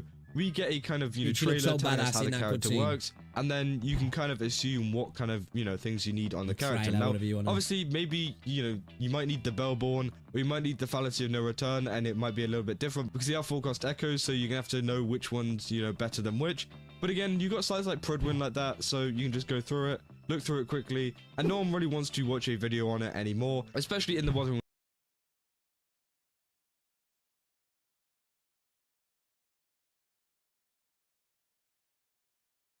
Waves community. I'm pretty sure a lot of people are much more mature in the community, so they don't really care about spending like 20 minutes looking at a build guide. Whereas in the Genshin community and Honkai Star community, maybe people are a little bit more interested just because, you know, they're younger and they just have more time in their hands to kind of learn about these characters a little bit more. Because I'm not saying the build guides are bad, I think they are great, and I think they do kind of, you know, provide a really good insight into a lot of the characters and help you to understand it more if, you know, some text on Pridwin or whatever doesn't really help you. I think that's really, really great. Yeah, content creators give it a little bit more context, don't they? Sometimes, you know, what's the word I'm looking for? You know, you get a little bit more of it, rather than it just being written out. This is what this is. You know, the interpretation of it. Sometimes you can miss it yourself, can't you? Whereas somebody can show you it in action while talking about it. You can be like, oh, okay, I get that now. I didn't quite get it before. It's on my smooth brain. Great, but apart from that, I definitely think that the competition that's going on with it kind of sucks, and hopefully we don't see it in Wuthering Waves in the future. And so far we don't, so that Battle is Royale, dudes! Yeah, that's what I want to see. You know what I mean? If to get into the content creator server, you've got to drop down like a Battle Royale, fight it out, last man standing, and then you get in, and then we go again, and then, you know, there's like 20 Battle Royales, and the top 20 survivors that get to make content. The Sevi kind of, you know, taking the break thing. That'd be content. And again, I hope she's all good. I mean, you know, she seems like a very nice person. So again, hopefully we do see her, you know, coming back in the future. And hopefully, you know, a lot of this stuff does get resolved with Genshin Impact. And also, hopefully, Wuthering Waves can kind of avoid this altogether. But yeah, let me know down in the comments what you guys think about this. Do you think that, you know, Wuthering Waves should be adding this kind of... So is she a full-time creator and streamer then? Is she just going to just continue just like streaming, or is she taking a step back from content altogether? You know, like there's a lot of people that she might have another job, business, whatever. I just pivot, you know, I'll just pivot and see how it goes. If you're successful in your streaming, you can still do the streaming side of things, can't you? And then, you know, pivot your content, pivot to a different game, you know, do builds for different games, add a bit of variety in there. Now, I know that you probably will take a hit on the views, but if she's an entertaining content creator, I'm sure she'll be able to bounce back from it. Creator system, or do you think that, you know, it's going to be a waste of time and that, you know, there's no point in it because it's going to kind of make a even worse space for creators that is already pretty bad?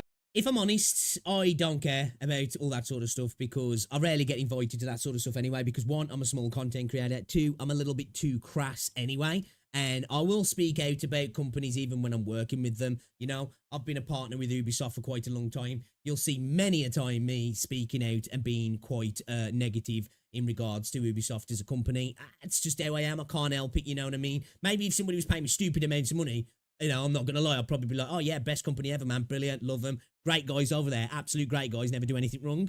But because that's not the case, I can't help myself. I've turned down many a sponsors over the years I have when I used to be a lot more successful on YouTube in terms of views and all that sort of stuff. Because like, a lot of the time it was just like, I don't think this will be interesting to my viewers, and I don't want to make content that I don't think they care about. And a lot of the time it's just like, yeah, I'm not really a fan of that company, so I'm not going to be involved in it. Now I look back, I probably wish I'd have took some of the money. But I just can't help myself, you know. I'll say stuff sometimes and before my brain thinks, and I'd be getting kicked out of programs before, you know, my feet touch the ground, basically. Bad in a kind of gacha gaming sense. But that's what I got for this video. If you did enjoy it, then don't forget to leave a like and subscribe. And as I said, go over to my Twitch where you can go give me a follow, which will be down in the pinned comments. Again, follow me and then you'll know whenever I'm going live. And yeah, I'll see you guys over there. That's all. All right, cool. Yeah, it just is what it is, isn't it? It's the way the world works, you know. Sucks. It's a shame. You know, it's a shame. Hopefully she can bounce back from it and pivot and make some more cool content. I've never watched her, I don't think. Again, I think I might have flowed through a content on Twitch before, but I don't know. I'm sure she's probably lovely. You know what I mean?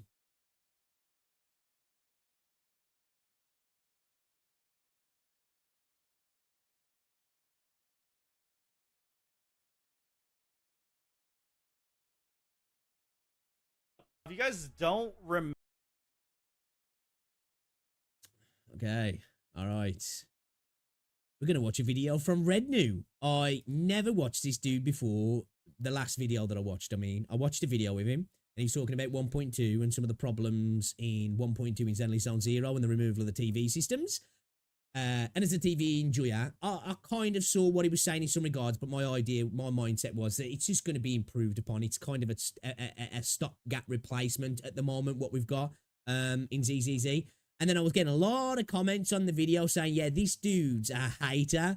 And I haven't watched any of his other content, so I don't know. So this might be an interesting watch. A lot of people were saying he was saying some wild stuff about Wuthering Waves. But hey, I don't know. I just heard this through the grapevine from third parties. Let's check out this video from Red New. Why Wuthering Waves players hate female rover. We did watch a video the other day. I can't remember if it was from Kazahana talking about this actually. And some of it was a little bit weird, some of the stuff people were saying. But let's check it out, see what it's got to say. And if you hate female rover, you're just wrong, in my opinion. If you're after a self-insert, I guess whatever. Not for me. Female rover, clears male rover. No argument. Let's get into it. Okay, so if you guys don't and if you play him, you're wrong. I made I'm joking. Tweets about Wuthering Waves, right? I made a few tweets criticizing Wuthering Waves, especially for brave man. The story, right? I made a video as well. We got a lot of comments on that video. That video is actually did pretty decently in terms of view count, but I pretty much, let me guess, the dislikes weren't great though.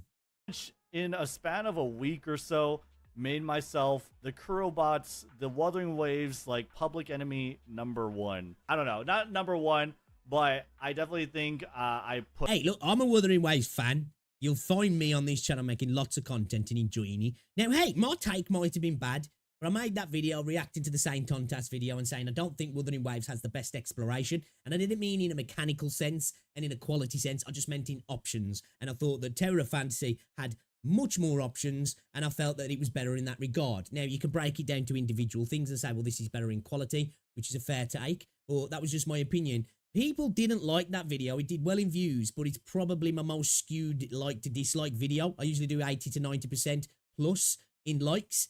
That was sitting at, last time I checked, at like 46% in terms of likes.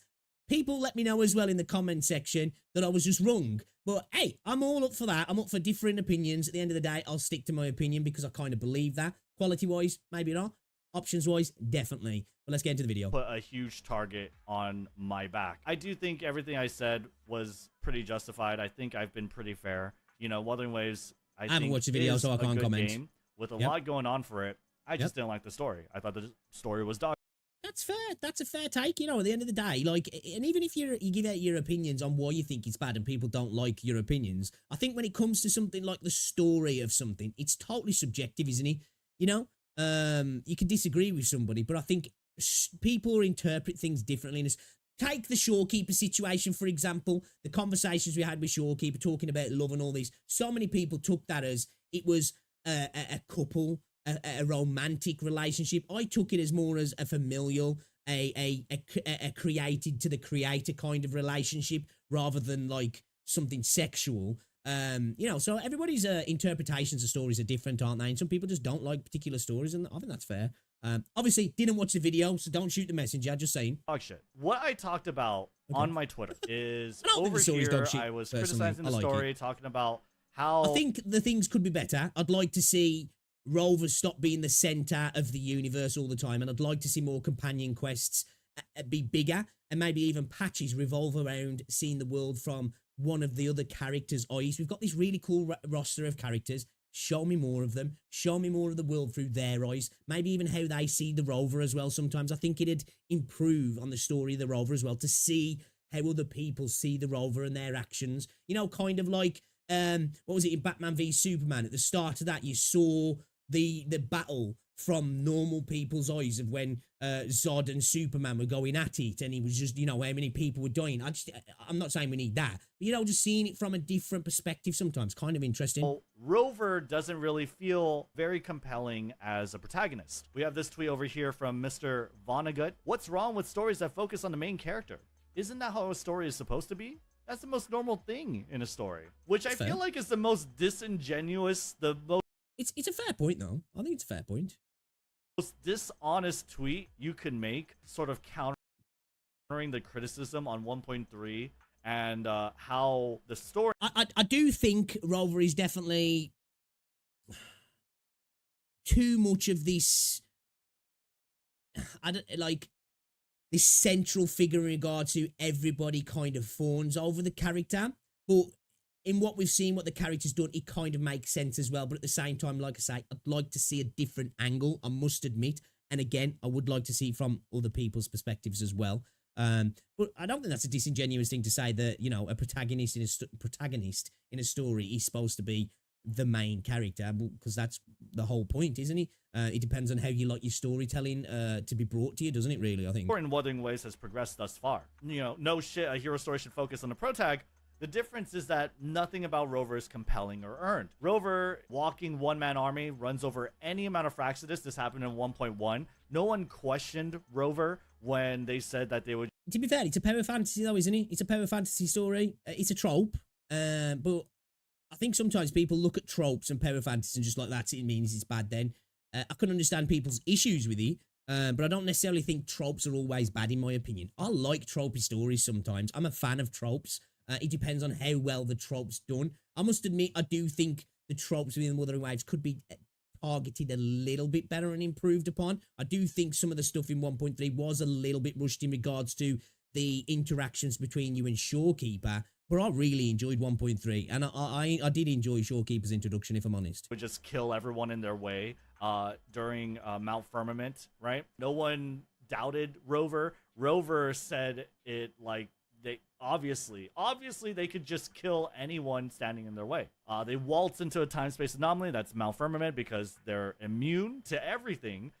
They made the Avengers equivalent, that's the Black Shores, because they're such a great person, obviously, invested in the world's, I guess, salvation. They artificed a perfect waifu out of Sonoro, because why the fuck not? I was wrong about this, okay, I will admit. They did not create Shorekeeper. They did about everything else but make Shorekeeper. Shorekeeper was made for Rover, to be used as a tool for Rover. But I still think the relationship is that of a created to a creator, you know? Because that's the vibes it gives off. I still don't think it changes the relationship at all. Right? Explicitly for Rover, and shortly after that, Rover would teach Shorekeeper everything about how to have emotions and design her in such a way that she would be used, or could be used, with the Tethys system, possibly as a core, so that they could research into laments and prevent the destruction of mankind. So they did everything but make Shorekeeper. You could even say that they parented or groomed Shorekeeper, but that's a discussion for another day, maybe. Anyway, nearly every female is climbing on Rover's towering, massive cock solely to inflate the player's ego.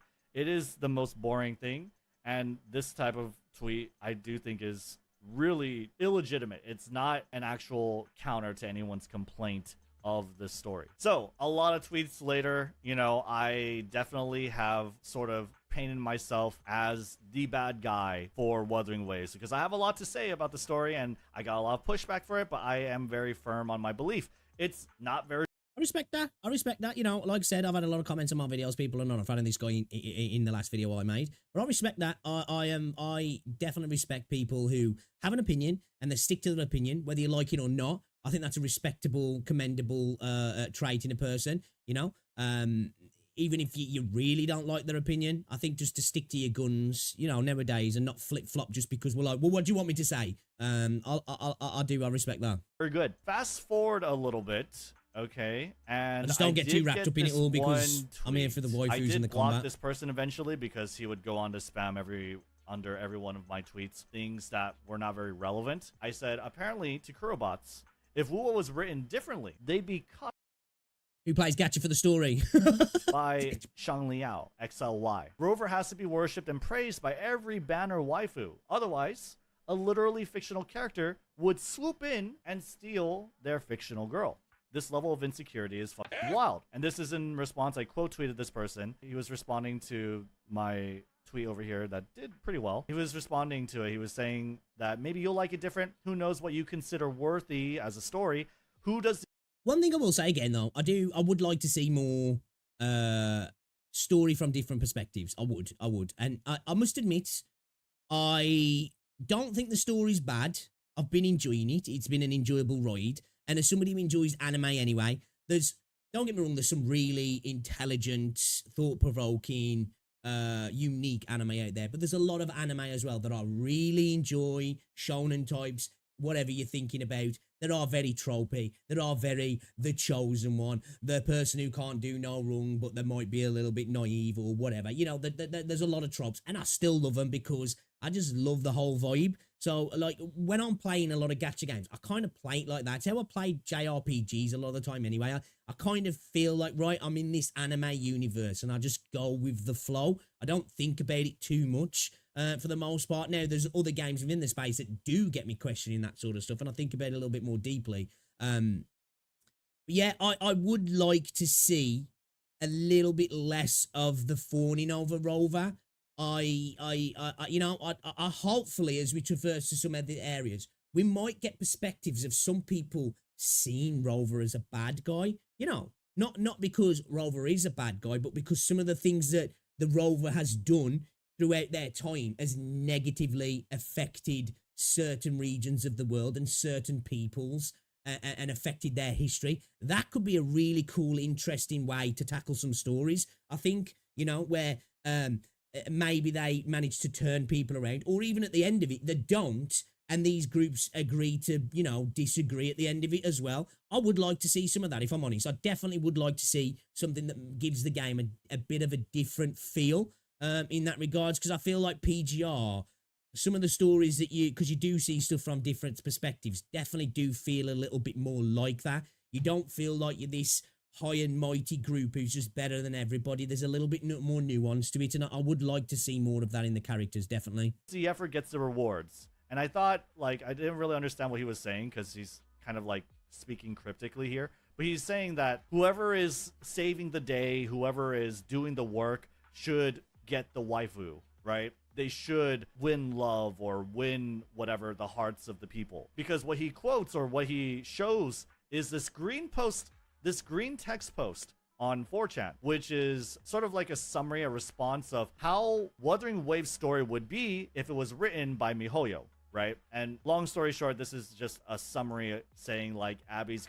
It's kind of facts, this is gonna interject and sort of summarize everything like Paimon would, and you'd be cucked by Shang Liao. So this is what I said, right? That they are very insecure. Their mortal fear is being cucked by Shang Liao. I think this tweet did a lot worse. I don't know if 4 replies is all it is. I think I did get ratioed. Yeah, I get ratioed. I think I blocked some of these accounts. Like, I'm being honest. I got ratioed. A lot of people came onto these tweets and... Not gonna lie, looking at those tweets, I don't think anybody really cares, if I'm honest. Ratio the fuck out of me. This one got ratioed. You know, don't get me wrong, my Twitter's dead, but I don't use Twitter like that anyway. I use Twitter sometimes just to look at dumb stuff, you know?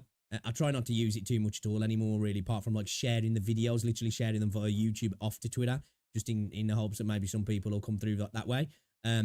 So, like, you know, I'm not even comparing or competing in that regards, but looking at these tweets, I don't think many people even really care, if I'm honest. Right?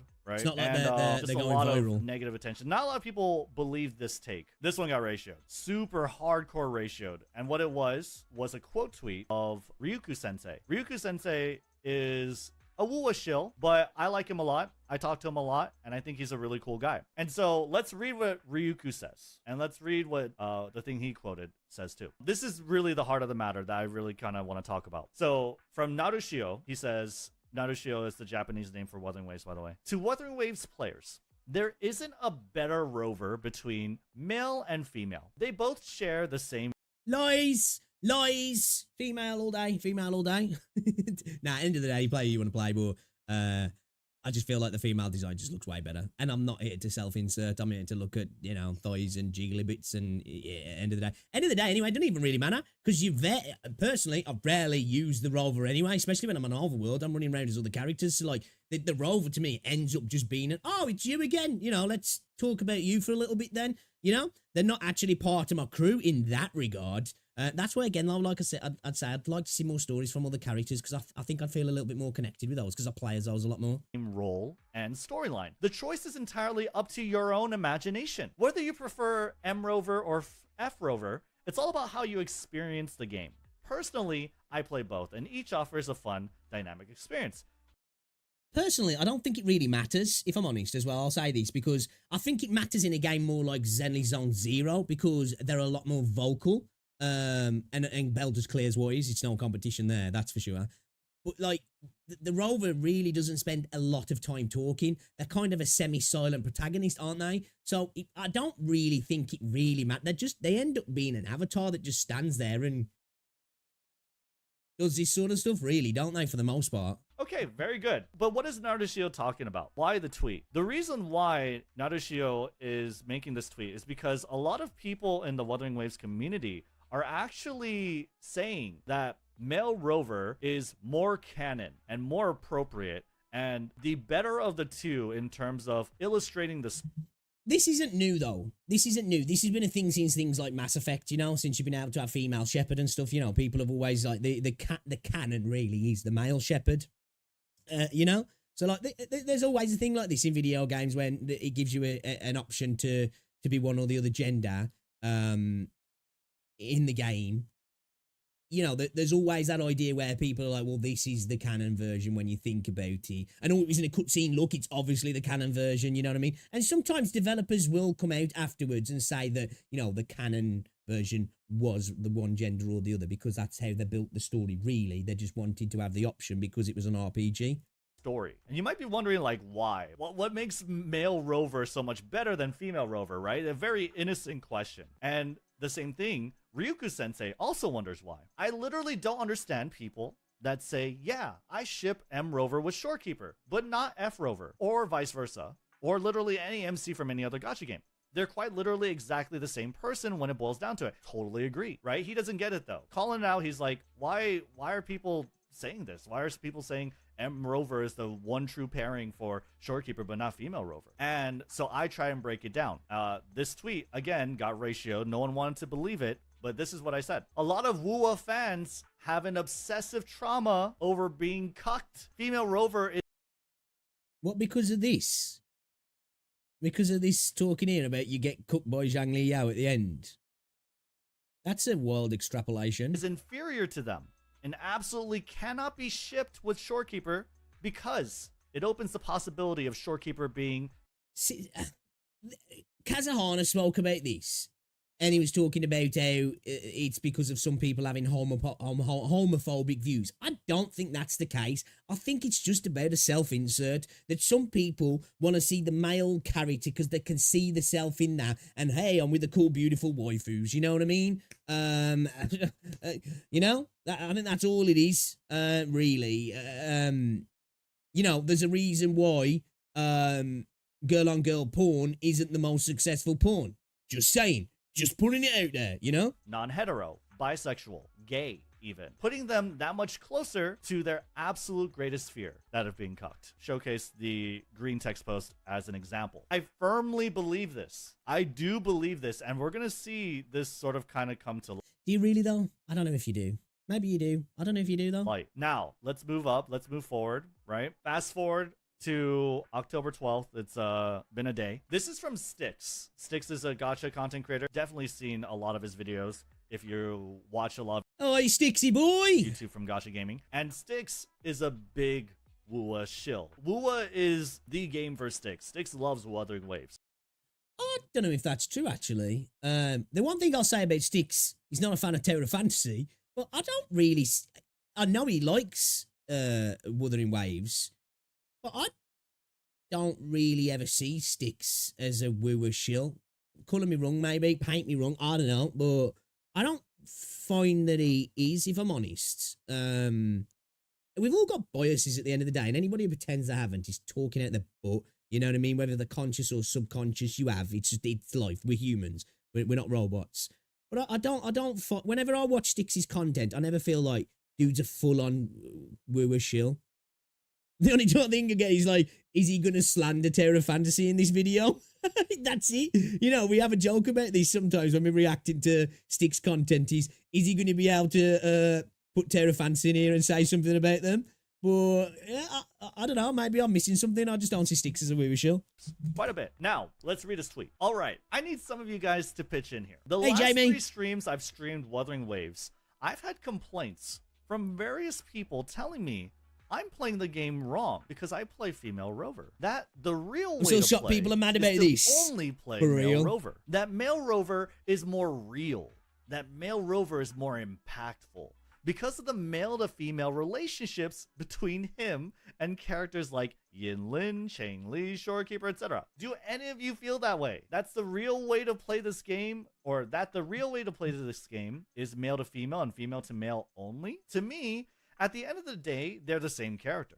With the same lines, same personality, same likes and dislikes. They're not a gender, they're a character. A granted fictional person, but they don't need to be male or female. To me, if I'm honest, and apart from certain cutscenes, I don't even really see the rover as a character. Now, maybe that could be potentially bad storytelling. I just see them as like an avatar to forward a lot of these interactions with other characters, if I'm honest. Apart from when you get those cutscenes where the rover is talking and you get a little bit more emotion, then I do. You know what I mean? But like, it's a minority of your interactions in the game, isn't it? Really? Female to be loved or in love. That's something you can't control. I love playing female rover because I like her aesthetic more. That's it.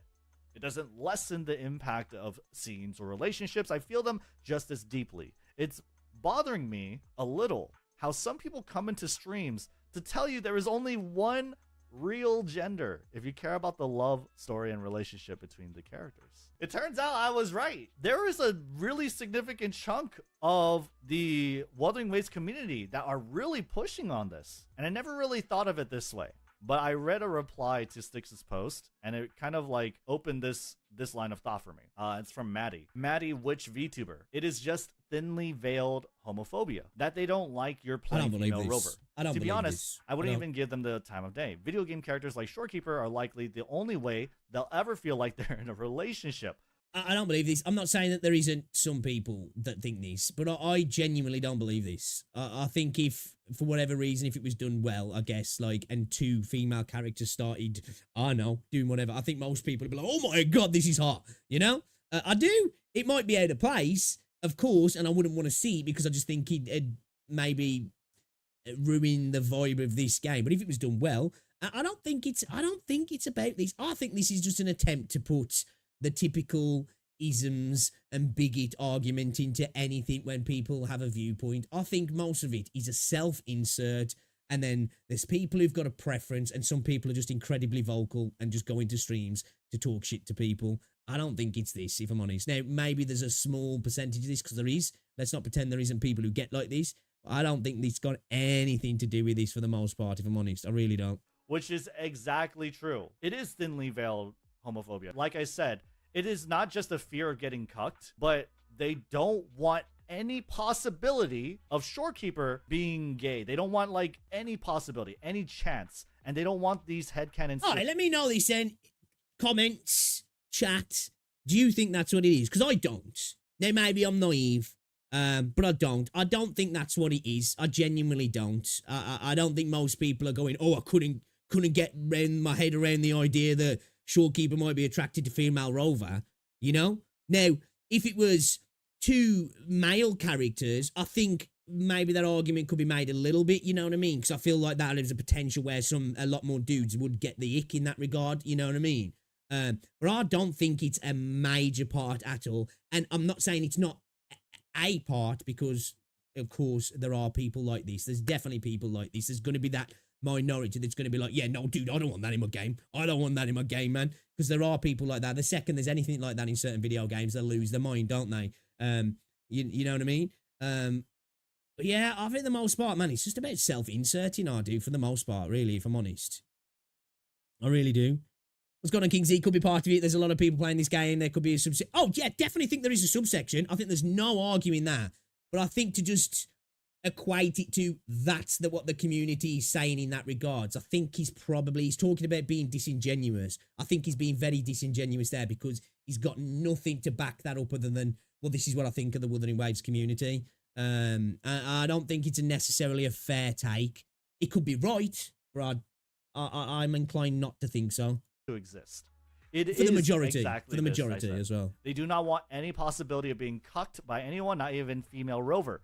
Shorekeeper is the embodiment of self-insert waifudom and a huge win for them.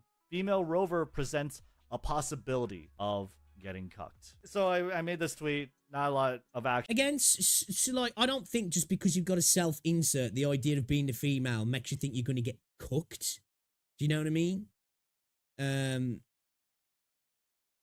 Maybe I'll just view what being cooked is differently. Like, you know, maybe it's because I just don't attach myself in the same way to game characters that some people might. Yeah, man, I don't buy it. I don't buy it.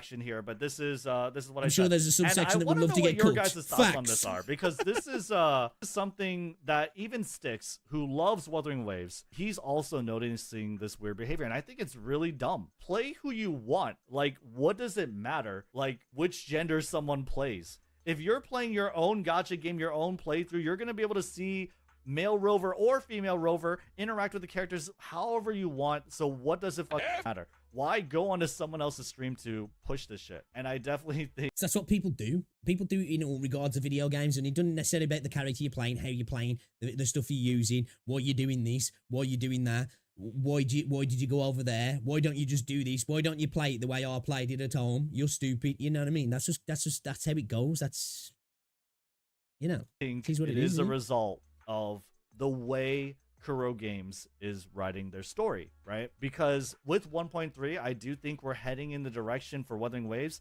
their story just being Calamity and Waifu of the Month. It's like a Saturday morning cartoon, right? Or an American Saturday cartoon.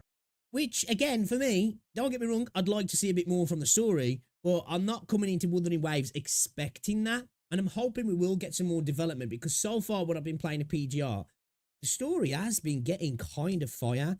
And it's a lot less tropey in that regard as well. Cartoon where the it is definitely robot zombies, the player you know, base or still. The average viewer for these shows, the target audience is so small, so minimal that every new episode has to be a new story, right? Because 1.3 can exist in a vacuum. I firmly believe that. I do think that this is the direction their story is going, and the way Shorekeeper is. And I'll say, you know, some of my favorite media over the years has been episodic, you know. Star Trek, you know, that for me, fucking loved it, you know. Stargate, and you've got this overarching story that's kind of in the background typically, or like you'll have double episodes or a season where something's been alluded to, but every episode's a new thing. It's the new problem of the week, the new star of the week, the new special guest. I love that shit, man. You know what I mean? I love that shit. I heard We Were As a Really Bad Story. I wouldn't say it's bad. I just don't think it's breaking any molds, you know? It's serviceable. It's an anime gacha story that allows you to have for me, it's less of a self-inserting. It's more of a power trip fantasy, which I must admit, I like a bit more than that sometimes, but I'm not against it as well. I'll happily go through it. I think there's been some very nice moments in the game. And I've said this multiple times, people might laugh at me. The Morning Aches storyline, you know, that bit where you go to the Morning Aches and there's a storm and that whole thing, that actually got me a little bit emotional. I'm not going to lie. I think that was quite beautiful and sad at the same time. And I got a little bit choked up over it, you know? Written the relationship that she has with Rover, I do feel like it is in direct support of this really, I guess now you could say it's like pushing into toxic territory, self-insert waifudom. They're very encouraged to see everyone, all the characters sort of form this. Because it's like, for me, this sort of stuff's no different than to things like, you know, Diablo, or Path of Exile, you know, like ARPGs where you literally, it's a power fantasy. Your character is this character that's a chosen one, typically, that's just mows enemies out the way. But that's the whole point of it. It's escapism in its purest form, isn't it, really? Harem around Rover. I don't think that means you want to be cooked. To the male audience, they think, okay, well, it must be male Rover that is more canon, because otherwise, like, some of my waifus could be gay. So yeah, let me read some of you guys. Can say this about the male Rover too. This is confusing. I can suggest some better relationship games with harems. True. Wu is the #1 self-insert. Yeah, absolutely. Power fantasy for the CN male audience and the insecure global. I don't know if Wu was the #1 self-insert. I think, again, I know people always only talk about Wuthering Waves and Genshin. That's all they do. Or if we're going to talk about self-inserts, fucking Snowbreak Containment Zone is self-insert, and that goes above and beyond. Not only are they fawning over you, they can literally fawn over you to the point where you can be giving them fucking massages and shit, you know what I mean? Like, that's a fucking self-insert of self-insert. So like that's not a fair take. I'm not saying it's not, but in comparison to something like Snowbreak, it's not even close. Male audience, you know? Yeah, I mean, I think it's for both at this point, CN and global. If Wua brings more male characters, it'll be a war between the males versus Fujo lesbians player base, even worse war than what Genshin base did. That is a great point. Yeah, this is a great point. If Wua brings more male characters, that means that there could be a big war between the male and the Fujo audience. And I do think Wuthering Waves has a pretty significant, like, Fujo, like, okay, let's not use Fujo, like, maybe that's seen as derogatory, but like a female demographic. I do think that there is, like, potential there, and that Wuthering Waves wanted to foster this audience, at least in the beginning they did. Why do I believe that? Is because Jian was the first banner character. No, actually, in Chase. The game, the first limited banner, and Jian is a good looking dude, right? And I think he's definitely pushed for a female demographic. And what you do hear a lot from Wuthering Waves fans is, not gonna lie, but when I played 1.3 version of WoW, not in a bad way, but when I played the story, it made me think of why I didn't choose a male rover. Was that because of a self-insert, or is that because you was afraid of getting cooked, or the idea that Shorekeeper could be gay? Was you like, oh my god, I can't handle it? Or was you just thinking, hey, you know, a little bit of a self-insert there? where is Geshu Lin? Where is Scar, right? You do hear this sentiment quite a bit. Like, there are some people, obviously, that would like to just see these characters, but I think the female demographic are huge fans of Geshu Lin and Scar. And I don't think... Talking to companion missions, I think that's why that's why I like the companion quests as well, because it's a time when you do get to experience a game a little bit outside of the Rover's a viewpoint. I know she's still kind of inserted into the story, but you definitely do get a little bit more, you know, from their point of view, don't you? I want more of that. I do. Give me more. Give me more. Or rather, I think that there could be something looming on the horizon when these characters do kind of come out, because like to waste a waifu of the month or waifu of 2 weeks to a male character when now I feel like Wuthering Waves has kind of firmly placed itself into appealing to this demographic, I think could spell trouble. Well, like lots of people enjoyed the Jian quest, didn't they? So like the people who were playing male rather than, were they like really finding that quest homophobic or anything? Not saying that that's where it leaned to, you know, and I know Shorekeepers did lean a bit more like that, but as I said, for me, it wasn't romantic. It was this sort of like familial connection because of the history, rather than like, oh, let me just sit on your face kind of thing. You know, I didn't get that. You know, I don't think we ever really had that with the Jian stuff, did we? Were people like, oh my god, I wish I'd have chose a female rather now. Why do you want to get plowed? Like, what is it? I don't think most people playing go this deep. They're just like, oh, that was a cool storyline. That was a cool story beat. Let's get to the next boss. I want to build my character up. I genuinely don't think people go that deep as people like this think that they do. I really don't. Insert, not homophobia. If it's males, most males don't care about female in terms of disgust or threat, which is different than another male versus female.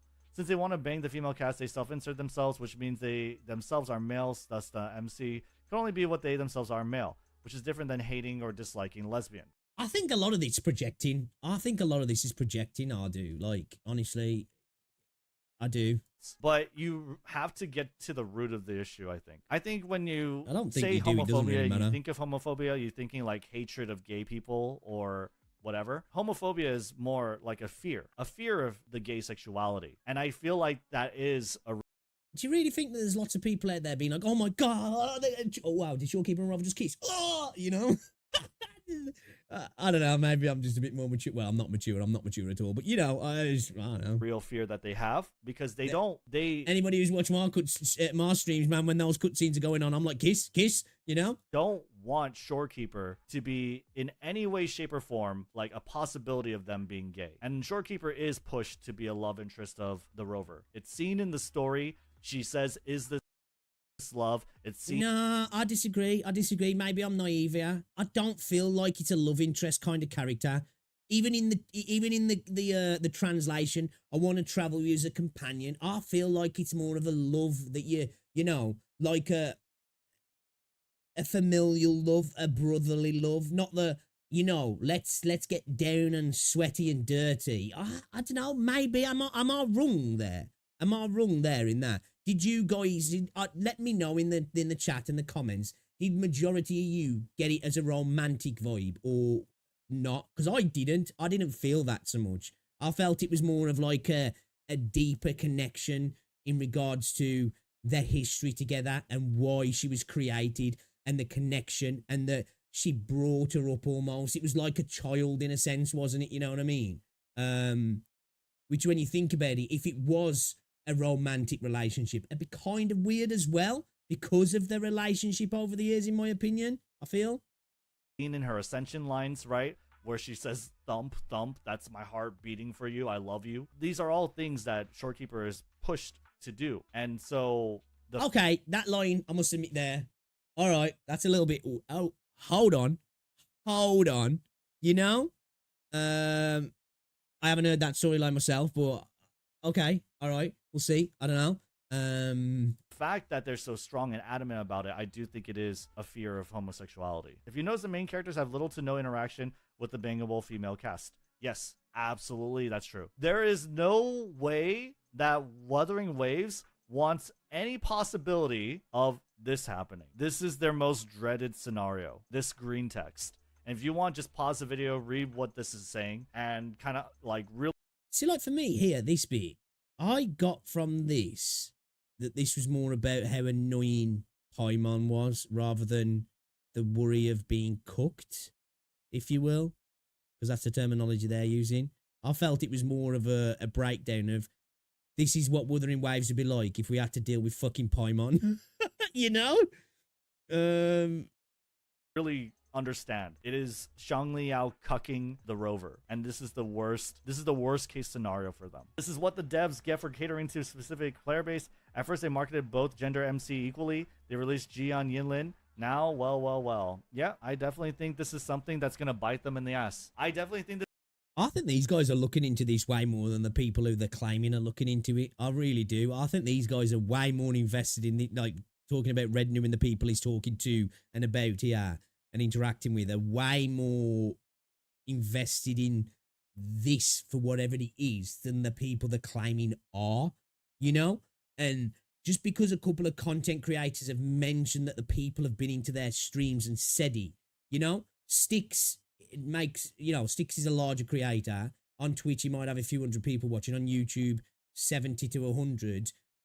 I'm sure it's not been a vast majority of his viewers, so it's a very small percentage and I think it's a very small percentage in general within the community, because until I saw this video from him and Kazuhana, I didn't hear any of this, you know what I mean? Maybe I don't get into the community deep enough, but I just don't think it was that big of a thing, if I'm honest. I feel like this is seeming like a bigger thing because these guys are megaphoning it. This is something that is going to spell trouble in the future for the WUA audience. Go ahead and let me know what you guys think in the comments below. And yeah, I think that kind of wraps up the discussion. Do you guys think that Kuro Games is kind of painting themselves in the corner with the self-insert waifu of the month narrative and storyline?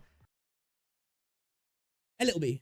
I'll agree with that. I think that every interaction with a new character, i.e. in a new companion quest or just bringing them in, shouldn't be the character fawning over the rover. I don't think it should.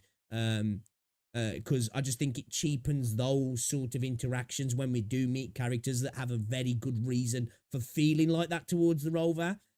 And as somebody who I just want to see different interactions and from different perspectives, full stop.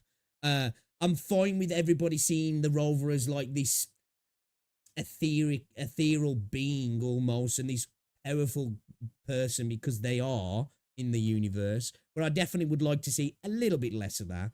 But at the same time, it's a gacha story.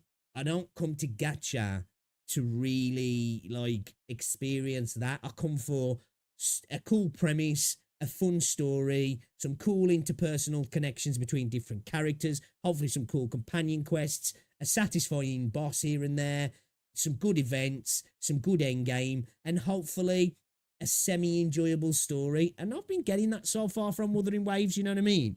I've been getting that. So for me, it's been more than enough. I don't need it to be Shakespeare. Do you know what I'm saying? There's plenty of games out there that will give you deep, meaningful stories.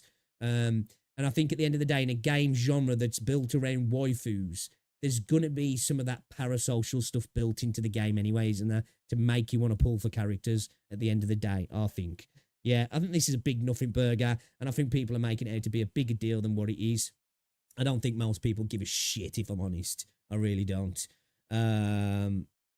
This is normally literally every gacha community seeing it. Well, I had Joss Socials doing the same thing in streamers of Firefly Story. They want to see more male characters simply for the rover, just to see how these people react to it. Yeah, I don't care. I really don't care, if I'm honest. Some people are too invested in the story too much. Big agree. Nah, it's not that big of a thing in Asian region because we just don't care about female to female relation like that. Yeah, I honestly don't think most people do. You know what I mean? I think there's just some CCs making out that a lot of people do. You know, and again, I definitely think there probably is subsections, small percentages of any community that will freak out at the anything like that being alluded to, because they're just people can be weird, can't they? You know what I mean? For whatever reason, I just don't think most people give a shit. Like, you know, I don't. Like, I have those moments in the cutscenes when I'm live and I'm like, kiss, because I just, you know, it'd be funny. I wouldn't want them to do it because I think it'd ruin the moment. It's okay. You know what I mean? I'm here for some good combat, hopefully some good endgame, and pull some good waifus, you know, that I can goon over. I think the reason why most people get Shorekeeper was because the story was a bit heart-touching and beautiful, and it was the first of its kind in a gacha game. That's fair, it's fair. Wait a minute, I see Aether Gazer down in that corner there. Yeah, you do. Yeah, you do. I've got the PC launcher. We might play it later on this evening, actually. If not, we might play it tomorrow. I've heard some things, though. Apparently, to move the camera, you have to left-click and basic attack with right-click, which will be kind of annoying. So I might have to go into my software for my mouse and switch the buttons around, because that'll feel weird. But I want to check it out, yeah, because I've been looking at it for a while. Quite a few times I've gone to the website to be like, have they got a PC client, yeah? And it's like, play on PC, and I'm like, oh, sweet. And then it's the freaking emulator. So they've actually got a PC client now. It's in beta. We'll give it a test. Hopefully it gets better. Some people are saying it's really just control scheme, really, that needs improving. But yeah, I've been seeing footage of it. Game looks all right, actually. I want to try it out, definitely. Give it a whirl. You know what I mean? Give it a whirl. Give it a whirl. Let me have a look if there's anything else to watch then, and then we're going to get into it because it's all free. I'm late today, you know, it is what it is. Where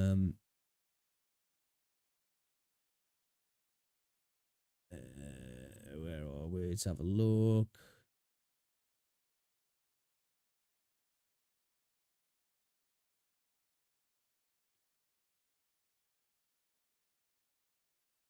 Sausage rolls.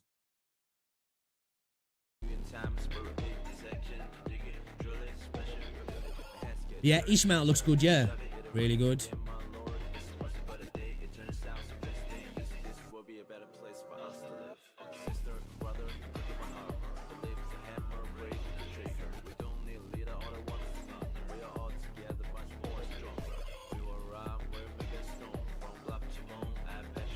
Yeah, I don't think I've seen anything. There's this not wishing until levels UL 70 video.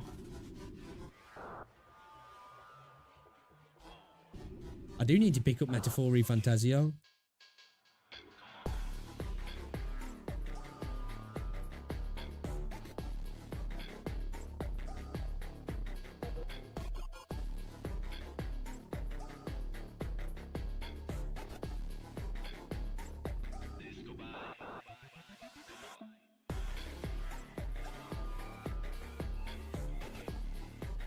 Yeah. Jump into game, I think. Play a bit as easy, yeah.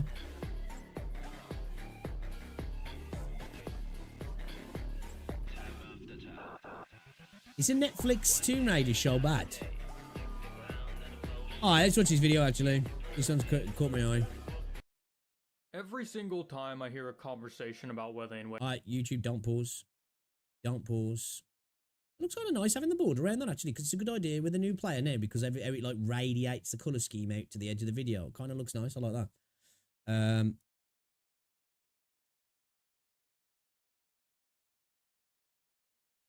I need to, Chase. I need to get it. I do. I need to grab it.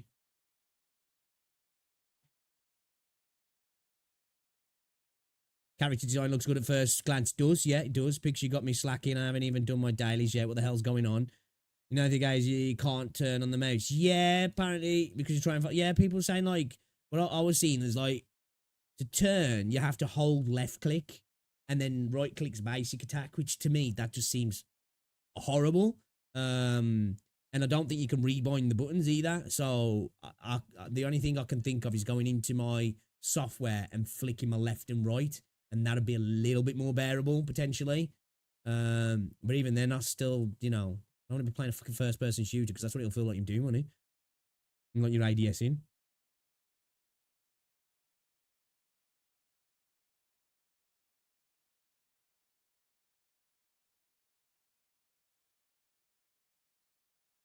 The light crusher. Oh, yeah, that first time I fought that light crusher, I was like, holy, what the hell?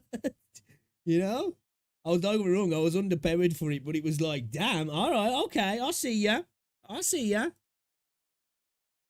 Okay, then, let's check out this video from X Go Solo. Never checked out any of the videos. Let's drop a preemptive like. The most underrated aspect of Wuthering Waves. Okay, let's have a look what it is then. What do they think it is? Every single time I hear a conversation about Wuthering Waves... Oh, God. Oh, ugh. It's always like the same three topics. Hey, did you see the leaks? How hot is XYZ? And who can forget the good old-fashioned meta discussion? And all of these conversation topics, they're okay. You know, they're fine. I'm not gonna diss people for having fun. But me personally, there's always been one aspect of this game that I enjoy more than pretty much anything else. One that I feel more often than not gets completely overshadowed in the way that it's definitely not using this guy. That's for the only standard character that I don't have in the game, and I am not mad about it. Been implemented. And that, my friends, would be this game's boss fights, which I genuinely believe to be...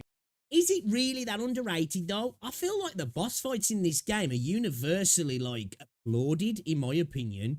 Now, maybe other stuff, maybe, I don't know, does anything else outshine it? I think most people really, like, you know, appreciate the quality in the boss fights in this game. You know, the skill expression, the difficulty sometimes. Obviously, as you level up, that becomes less and less. But, you know, when you first started doing some of the harder stuff, you know, your introduction to the holograms, and then you started going up a few levels, you're like, oh, wait a minute, okay, this is kind of cool. The most fun aspect of any gacha game I've played in the last, like, 5 years. Oh yeah, and a bit of a warning before we get into this video. The background footage you're watching right now is me fighting a hologram boss solo with Lin Yang for the very first time, so it's very likely... Crownless really is Igris, isn't he? You know, from solo leveling. I just feel like when it starts kicking and punching, I'm just like, damn, dude. It's what it feels like. You're going to watch me get my ass beat over and over, but just know this is like my first attempt. Anyway, because I enjoy talking about things that don't matter, let's tell you all about these boss fights and why I enjoy them. Hey, that's perfect for me then, man, because that's basically 99% of my content right there. Talking about shit that don't matter. You know, I'm easy to please. Give me 4 chicken nuggets and fries for dinner. That's fine by me. You know, I go outside, I do my work, I come inside, I sit down, I play a video game, and there you go, that's entertainment as well. Basically, I've never really been a fan of the good old fancy stuff. I don't need a nice pair of shoes or a fast car. I'm very content with my own little bubble and things that I can accomplish entertainment with. Hey, I'm the same. I never used to be when I was younger. I definitely wanted more. As I've got older, I am content just to have a roof over my head, food in my belly, and some really cool video games to play, and surrounded by people I love. I don't really spend much money on clothes or shoes anymore, cars, none of that. You know, I just don't care, man. Or video games good. stuff on the relative cheap. That being said, the only thing your video game really needs to please me is a decent to above average boss with a good boss theme, and if you don't have the good boss theme, you better hope that that boss fight is actually engaging. For the longest time though, whenever I played a gacha game, I was going up there with the expectation that the bosses are just gonna have some hard counter to the current character, and then they're just gonna be a damage sponge for everybody else. And Honkai Star Rail ended up being a pretty perfect example of that, where the bosses were flashy and they were totally beatable with any character you really wanted to use within reason, right? However, it was always a statistical fact that there was one strategy based on one character at the time that would just absolutely obliterate. I think the fact is though that's where, for all the good things about Star Rail, because I do like Star Rail, I think just being a turn-based gacha live service game, that's always going to be a thing, isn't it? Because the way content's built around in a gacha, that it's going to make it a little bit more limited in regards to, well, let's face it, there's no skill expression. It's about knowing the game, knowing your teams, your skills, the stuff that you need to be doing. You know, where a game like Wua and other action-based games, skill expression's a factor, isn't it? Obviously, all of that stuff comes in, the right teams, the right characters, but you are doing a lot of the heavy lifting, aren't you, at the end of the day, where in a turn-based game, not so much. Now, I love turn-based games. I just think as you extend into a live service, I think it starts to become harder and harder to make it continue to be appealing in that regard and interesting in regards to the combat. And I'm not taking anything away from Star Rail. I really like Star Rail. Them. And if you don't believe that, Black Swan was the counter to the meme, Acheron ended up being the counter to Avengerine, the puppets were countered by Firefly, and now He Who is being countered by Fijao. That's the cycle. It's always been that way. And I don't really like that, because it creates this weird-ass power dynamic where you either have what you need to succeed and the boss is trivialized, or you don't have what you need and it feels like you're constantly getting by the skin of your teeth. Yeah, this is what I've said. This was like one of the major issues where is probably the biggest reason why I haven't played Star Rail for a while. And I get it, this is gacha in general, that's the way it works, but it definitely is a game of have and have nots. And if you haven't, you know, as he said, you're getting by the skin of your teeth, and you know, and if you have, you're clearing. It doesn't feel like there's that in between where with something like Wuthering Waves, you can have a team that's not optimal, but you can clear if you're really good, or you can have a team that's really great and sometimes not clear. You might just be having an off day, you might be getting caught out, or you just might not be as good as some of the other people on the game in regards to skill expression, and that's not a bad thing. With a team that in any other form of content is completely okay. And what I've always wanted in a boss fight was something that actually required... It gives a lot more space for improvement as well, doesn't it, as a player, rather than just being like, right, I've got the character now, I've got the gear, let's go clear it. Whereas with like something like Wuthering Waves, it's like, I've got the character, I've got the gear, well, let's go try and clear it now. Some level of engagement, not me sitting there hoping that I get the crit this time, but an actual amount of agency that lets me overcome the obstacle. And much like with a lot of other issues I had in other gacha games, Wuthering Waves came along and it solved that problem in spades, with a cavalcade of boss fights that, to be completely honest, kicked my fucking teeth in on the first few fights. I think everybody had that. Now, don't get me wrong, there might be some god gamers that didn't, but I think everybody had that experience, didn't they? Especially when you got introduced to the hologram. You did the first one, you're like, oh, that was kind of cool. And then you started leveling up and it was like, hold on a minute. What the hell, dude? As he said, you get your teeth kicked in and you're like, okay, this is different. I've got to be on it now. You know, my timing's got to be there. I've got to play the game. It can't just be about, now don't get me wrong, as you get leveled up and your roster built out, of course, your stats, your gear, having copies, all that sort of stuff help. But you can be under-geared, under-leveled, underpowered, and you can still clear content if your skill is good enough. It's going to be a lot harder, but you know, it's attainable, and that's what's really good about Wua. Wuthering Waves has done a lot of things that has recontextualized my enjoyment of different media. And while I'm absolutely not going to sit here and pretend like they do everything right, looking at you, daily system, you piece of shit. However, I do think... Who's that? Who's that? You know what? This is one of the biggest problems in the Wuthering Waves community at the minute in the CC space. I think too many people glaze too hard. I think Kuro deserved to be glazed. Great company. But people act like everything they do is perfect. You know what I mean? They could go to the toilet and drop a shit right in front of you and they'd be like, they've just perfected the toilets. It's just like, I definitely think the glazing needs to pull back a little bit from some overall people. In terms of gameplay, as in what we're actually doing in the game, and the commitment to fixing problems. Wuthering Waves ruined shitting, That'd be the title. That players bring up, Wuthering Waves is doing a lot of things right, and the boss fights are by far my favorite. I will never forget the first time I found a boss in this game, as it lives up there in infamy with moments such as me falling down the labyrinth in Breath of the Wild and suddenly having 12 homing lasers directed at my person. I was just messing around, minding my own business. I think I was trying to get enough EXP so I can do the next story quest, somewhere in the area of the Scar boss fight, and I just see this little cavern and I think to myself, yeah, what's down there? So I go down there as a prime example as to why the male life expectancy is not as long as it should be, and suddenly there is a purple monster materializing, getting ready to molest my very person. That is the beautiful part of open world games, though, isn't it? And it's something that you definitely lose, and as I said before, the open world become a distraction and a bit of a barrier to enjoyment of a game. But when you're first experiencing an open world and every new corner is, what's around here? Every new area, there's something new to explore, a new, like he says, cave, tunnel, whatever. And you find it's that enjoyment in an open world game. Is one of the best things in my opinion. I love that exploration and finding new things, maybe getting your ass kicked and being like, right, I'm going back there when I'm ready for it, kind of thing. It's a good time, man. Immediately, I just go into fight or flight and just start trying to beat it with the best of my current ability. And for reference, the only boss I fought before this moment was Crownless, a extremely dumbed down version of him. The boss I was fighting in this moment was called Thundering Mephis, or it was one of the Mephises. It was the one without the weapon. It was just raw claws. And as I was just watching this thing's movements, I could tell this was not a regular enemy. And even if the boss health bar didn't give it away, the fact that it was teleporting around the stage and actively pursuing me with a bloodlust let me know, oh yeah, no, I'm not living this. And maybe it's because my extremely high IQ let me know in advance, or maybe it's because my low IQ got my ass blasted, but yeah, no, lo and behold, I got killed. So I go back, this time actually ready for what I'm about to fight, and it was pretty tough. I did manage to beat it, but it was by no means without a struggle. Mind you, the Thundering Mephis showed up at a stage in my game where I barely had any gear, even on a fully successful attempt at this boss where I countered and dodged every single attack while constantly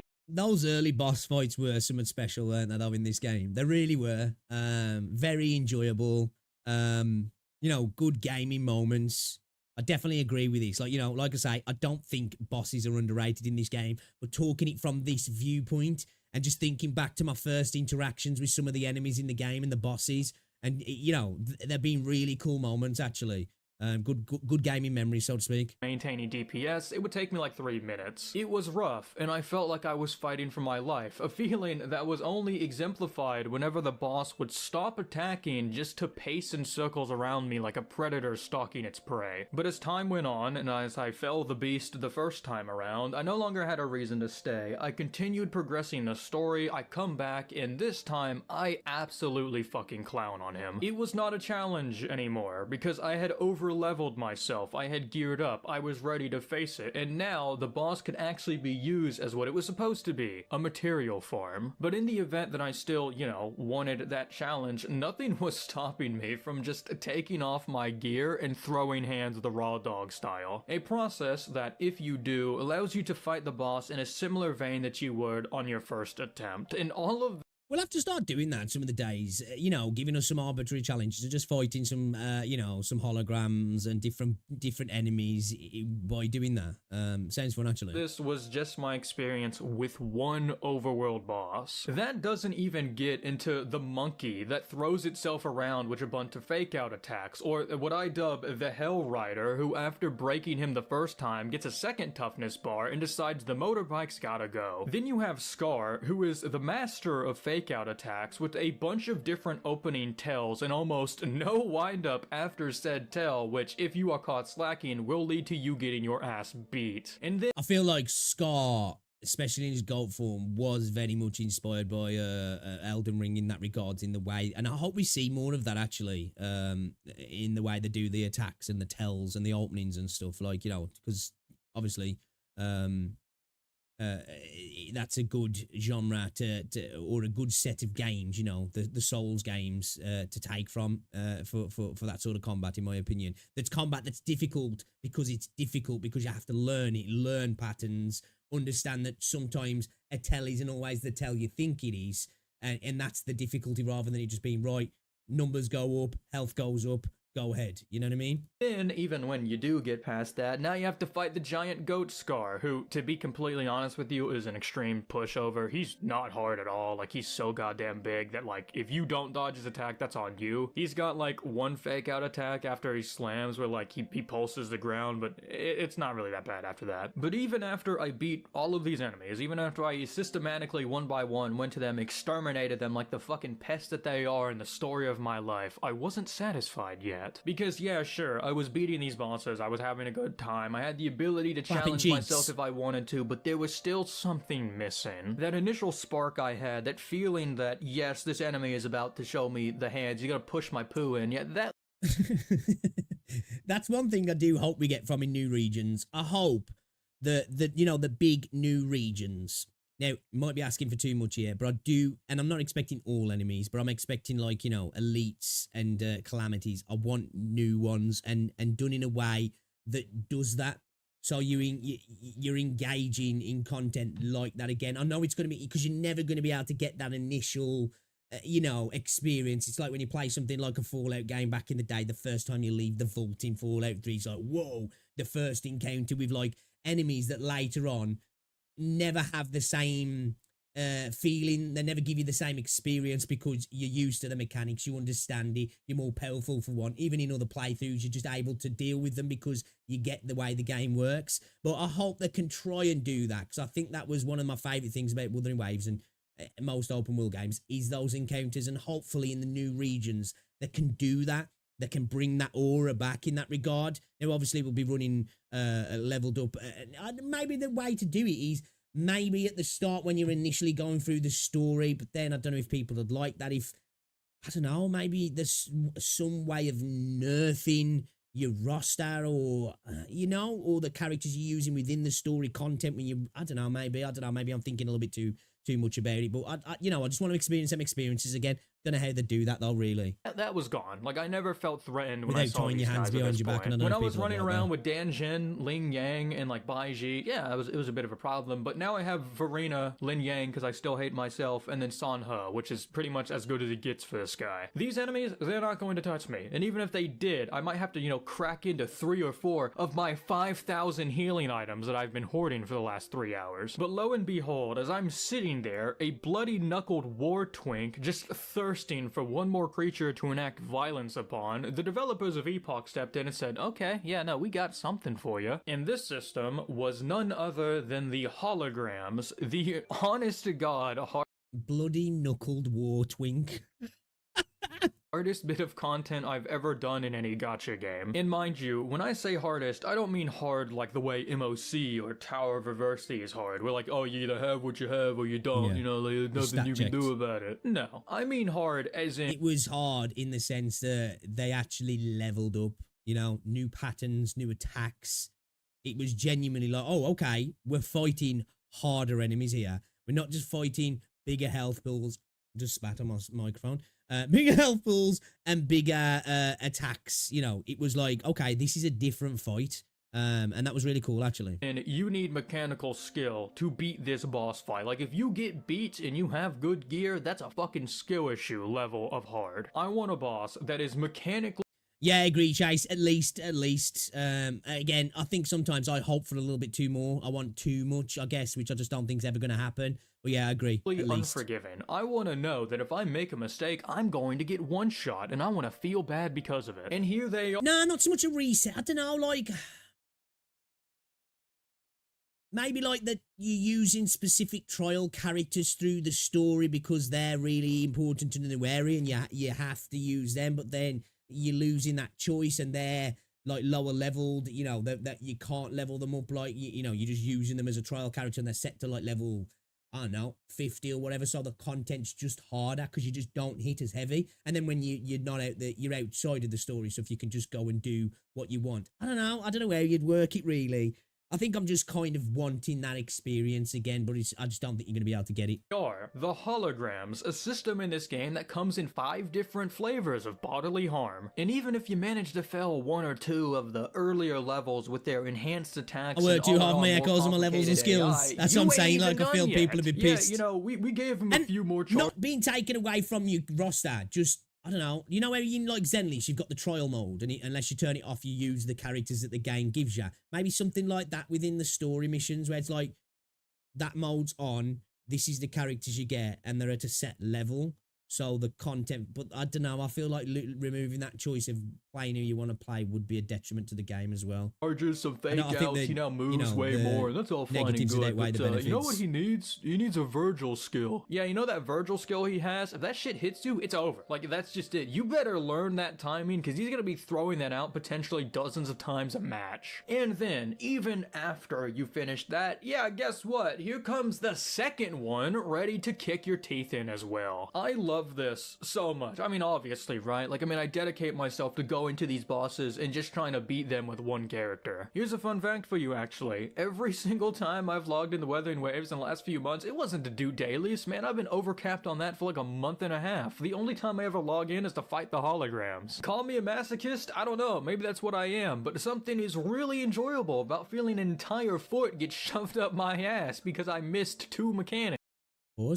I love these bosses to death. I could make multiple videos analyzing their hit frames and the exact actions that they're doing and how to dodge them, and honestly I might for future ones, but for old ones I feel like most people kind of know what to do. Maybe if there's enough interest in that, I will, but for now, that's pretty much all I had to say. I really just wanted an excuse to praise this game for something that no one seems to talk about. Ladies and gentlemen, my name is XGoSolo. Hope you Alright, this is definitely a bit of a glazing video I can get behind, you know. I will glaze Kuro when I think Kuro needs glazing. Yeah, we don't need to glaze him on everything, though.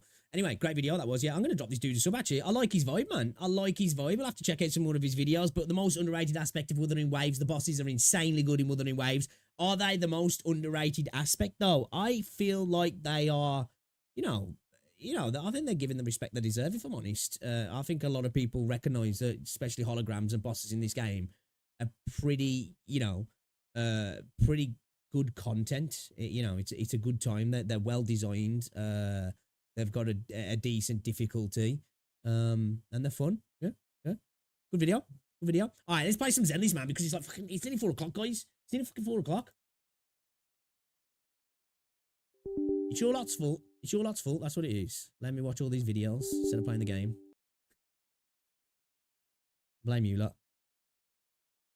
Yo, guys, if you are watching on YouTube, though, be sure to drop a like on the stream. It's very much appreciated. Love your faces for it as well.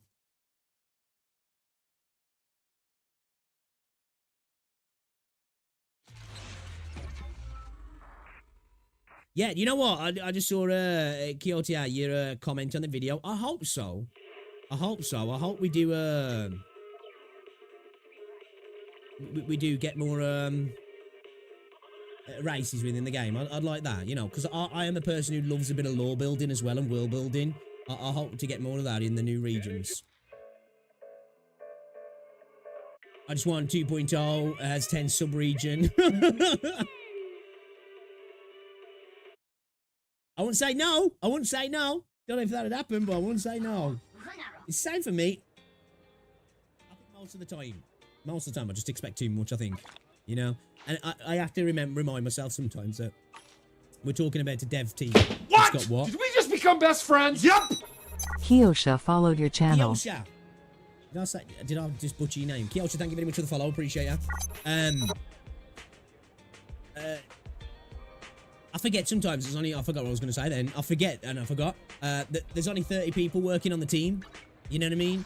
Because I think it's just because of the quality that we've got out the game and what it actually is. And it's like, it's hard to believe that there's only 30 people working on the game. You know what I mean?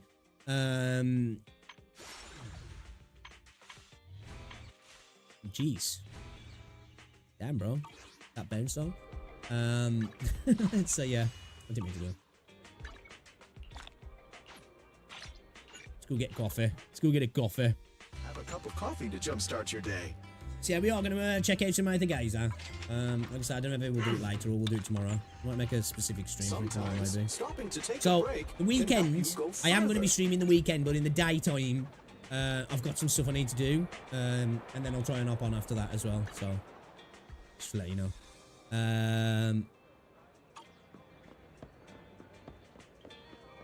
Just go talk to Dog.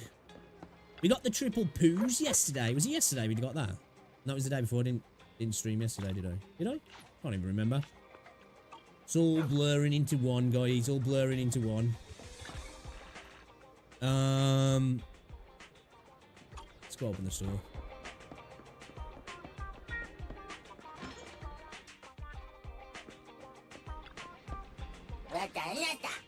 Yeah, bro. Agree. Big agree, mate. Couldn't have said it any better myself. What do we need? Trendy, advert, and romantic. One thing about ZZZ though, man, dailies are so nice, you know? I don't really not got an advert or a romantic. I could have swore I had a romantic. Or not? Ow.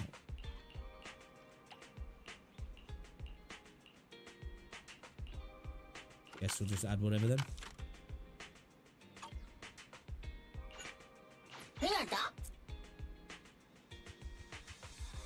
Oh no, Burnice in her engine in 30 pulls, that's nice. I was lucky like that with Jane though, to be fair. I think I got Jane in like 7 pulls and then probably in total less than 20. Really lucky. They were like 13 or 14, I think.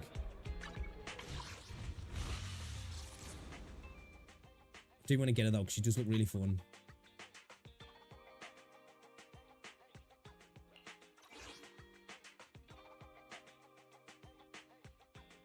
Well, I feel the equipment's energy regen increases by 0.6. When hitting an enemy with an EX special attack or assist attack, the equipment's damage increases by 3.5%.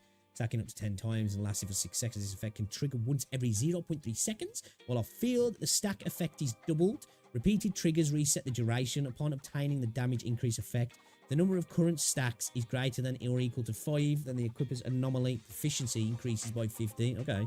This anomaly proficiency increase does not stack and lasts for 6 seconds. Alright.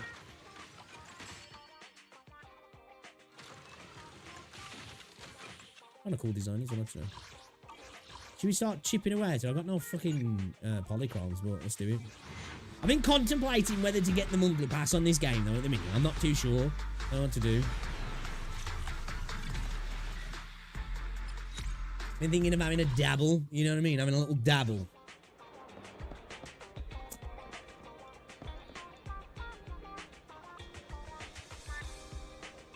Yeah, I think you have a habit of just wanting too much something just right. Yeah, I do. I can't help it. I suppose that as I wouldn't say it's a naive, it's a hopeful part of me. But yeah, exactly, man. A man can dream, right?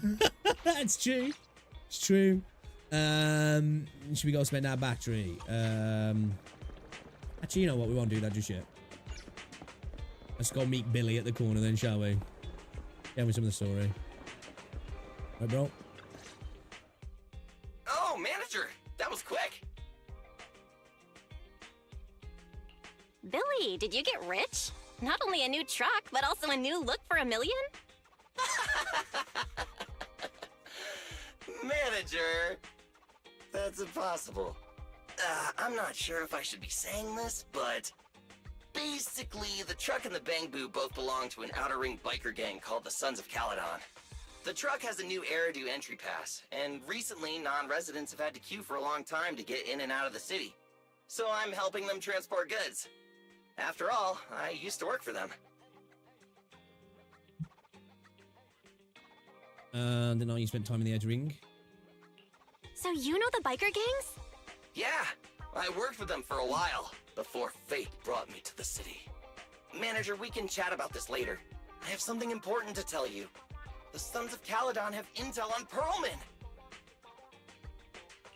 Really? So what kind of intel do they have specifically? They have him, don't they? But that's info they don't give up easily. Manager, the Sons of Caledon know we're looking for Pearlman. They said they can provide exclusive intel on one condition. They want to talk business with Faith and face to face.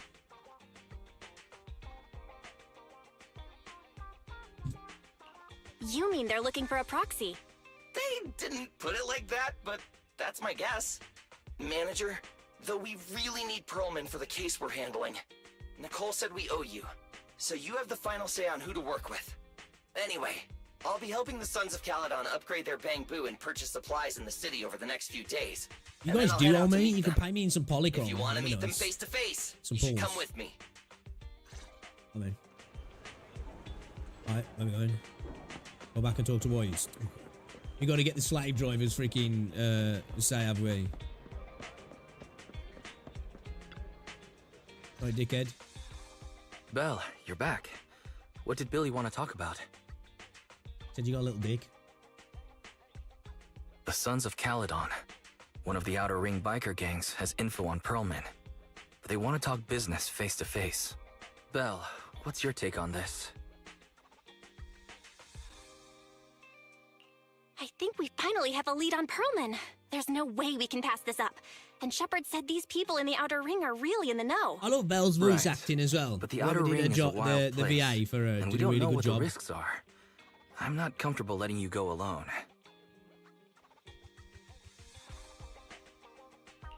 Billy will be there too. Plus, he's still doing favors for his old boss, so they must have a pretty good relationship. Alright, buddy, know what he's chase. Good luck on it. The good thing is that the Outer Ring isn't under New Eridu's jurisdiction, and proxies can operate there unrestricted. So I would say we don't have to enjoyable, worry you know, about anyone meetings are finding usually out that we're freaking faithing. boring. Belle, you should spend the next couple of days preparing for the trip and taking care of any I'll loose catch you ends. later, buddy. Pleasure as always. I've contacted Billy and told him about our decision. Are you all set for the adventure? I'm ready whenever. You're about to enter immersive storytelling. You're as quick as ever, Belle. Looks like we're just waiting on Billy now. Soon the day of departure arrives.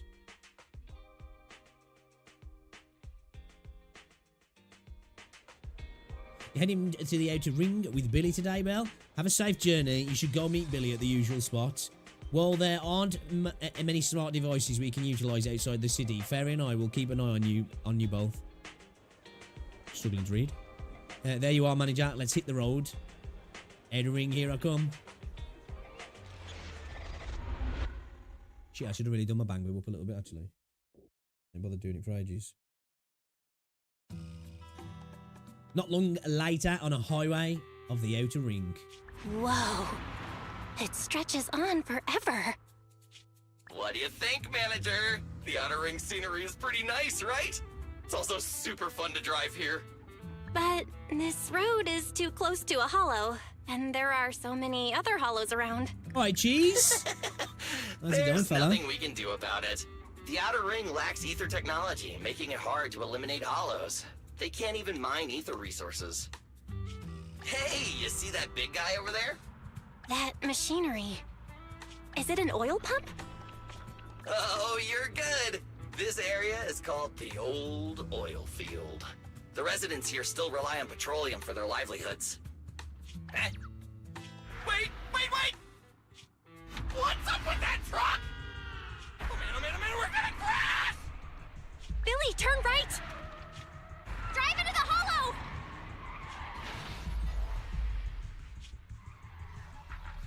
That was a bad idea. Wouldn't it be great? Oh my. Interesting.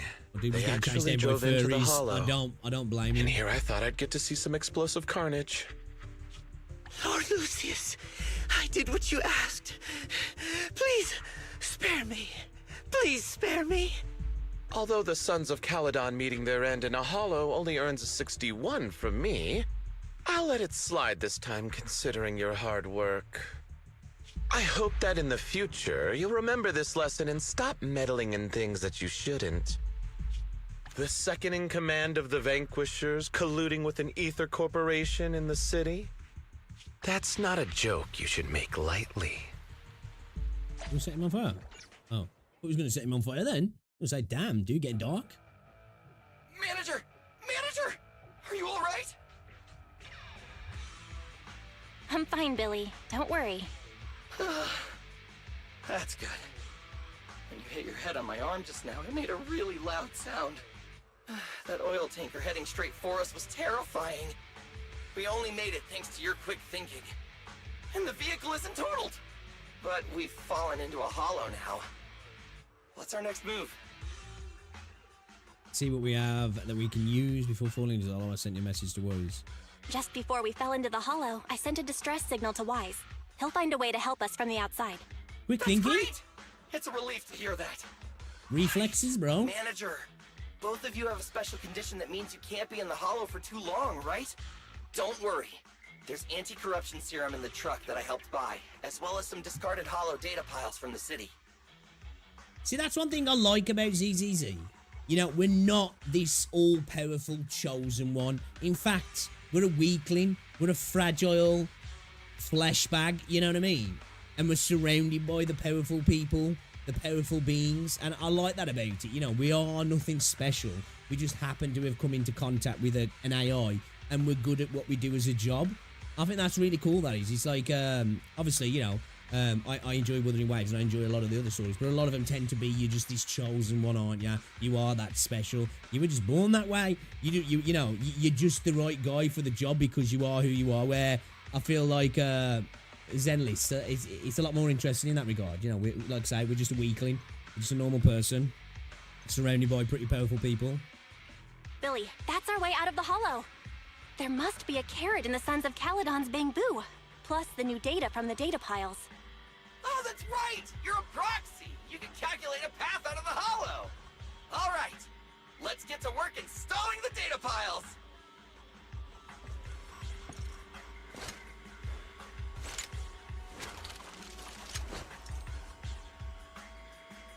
Let's go, manager! I've got the data piles. And we're at the what now, installing 3 should be enough. The what? We're at the part of the game now where this is what's replacing the TV systems, correct? If I'm right. Which I am happy about because, as I said, I would like to see more of this in the game. I get it that what people were saying. I think it's a bit of a temporary stopgap, and hopefully it improves. But I like the TV system, but I definitely want to be able to explore more, that's for sure. I want to feel like I'm part of the world a little bit more, you know what I mean?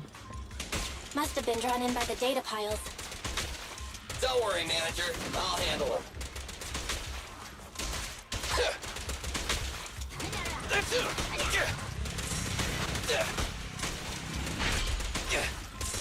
It's my turn! Let's go, that was sick. Oh, you want some as well? Stand still!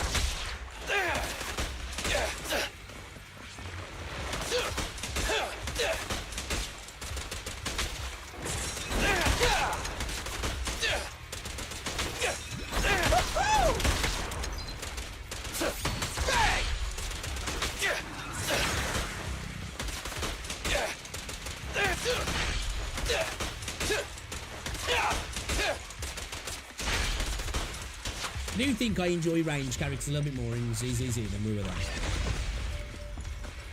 Got one installed!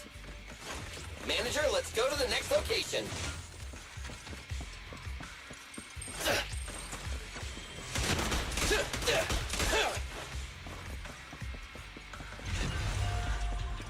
More ethereals. And they seem tougher than the last ones. Manager, find someplace safe to take cover. Yeah, like, I'm not against this, mate. So I actually feel like I'm in the hollow now. Rather than I understand why the TV system is the way it is, because you're kind of like Starlight, viewing it through the shine bright! I like this. Whoa, let's move! So far, anyway.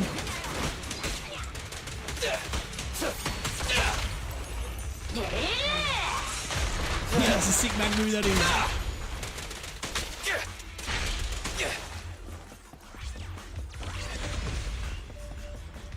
Alright, just one data pile left. I like the new area, though, aesthetically. It looks beautiful, doesn't it?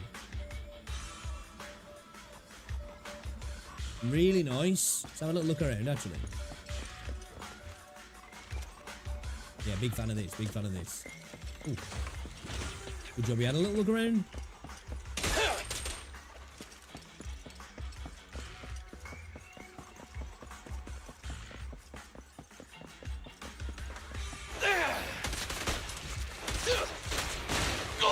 Don't worry, manager. I'll take care of these guys in no time. How are you holding up? All good. I can manage. Huh? Did you hear that?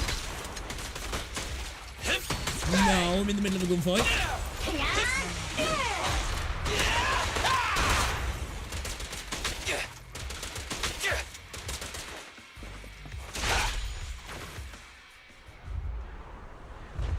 Oh, it's a big boy.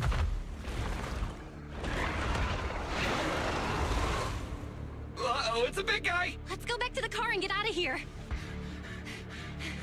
You can do it, manager! We're almost there! I'm really not built for this level of activity.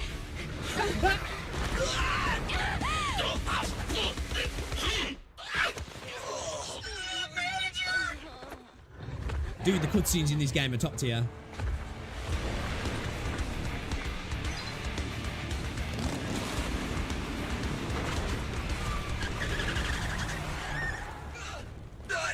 Big sis!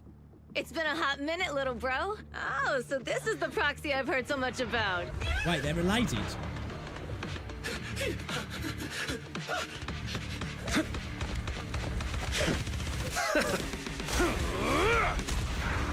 Oh, that's kind of cool.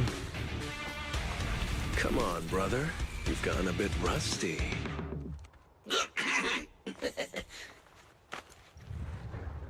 Oh, does it just mean brother is in you know, part of the crew?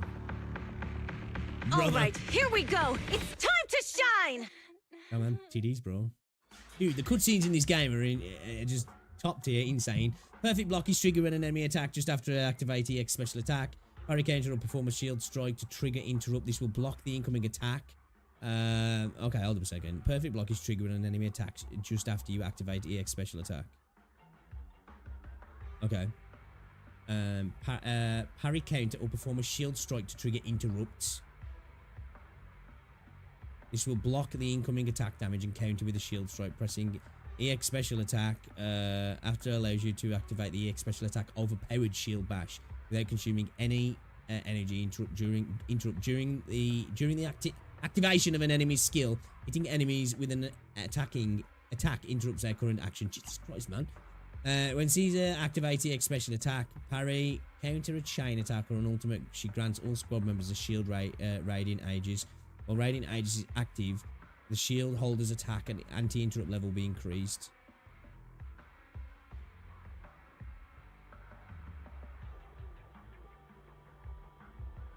Okay.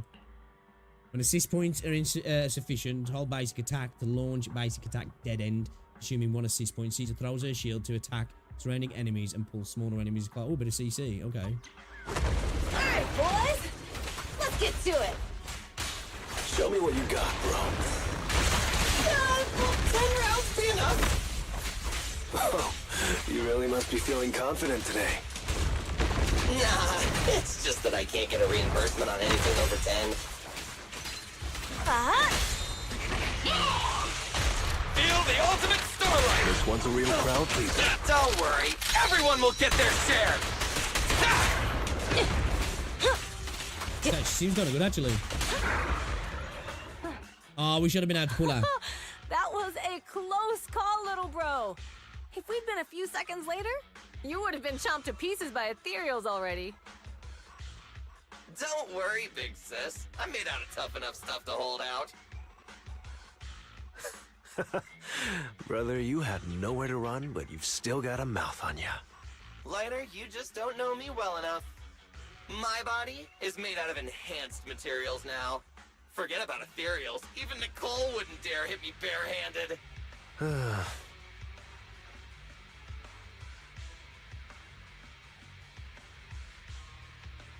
It seems that Nicole is pretty high up on the pecking order. So, big sis, Lighter, how did you end up here? Oh, I got a strange call earlier from a young guy. He sounded terrified and said you fell into this hollow. So it was the deputy manager. Oh. Lucy thought it might be a trick, but the intel he gave about you was flawless. And he even laid out a rescue route. Oh, so this is the legendary proxy, huh? Who'd have thought? Thanks. You arrived just in time. She got a cushion. Hey, Proxy! What's wrong? Manager! Manager! Stay with me! Quick! We gotta get out of here! Hurry! Well, she got a concussion. She bashed her head. Oh, 2 seconds. I'm gonna get a glass for a drink.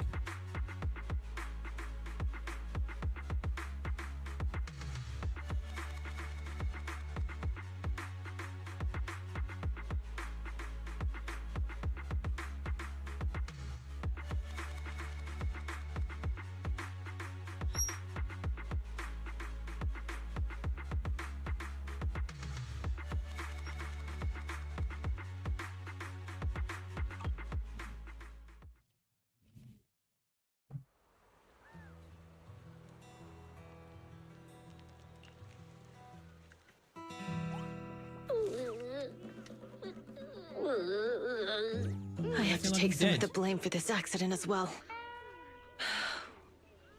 We, the Sons of Caledon, must honor our guests with the finest funeral!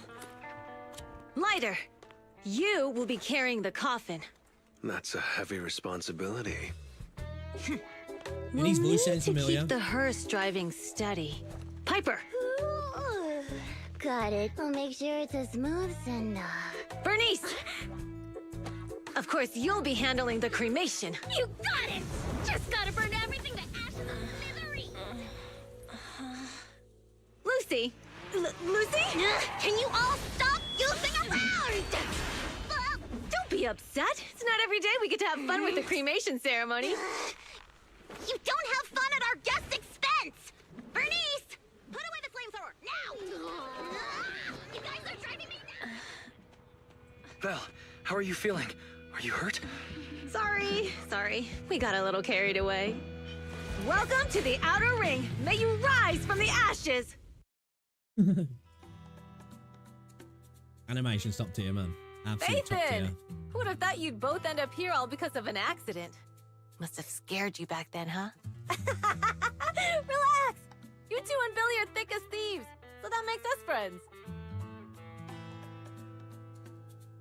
Ah, yeah, right. We've been partners in crime for a while now. Time for a formal introduction. We're the Sons of Caledon, a biker gang from the Outer Ring. I'm the current boss, Caesar.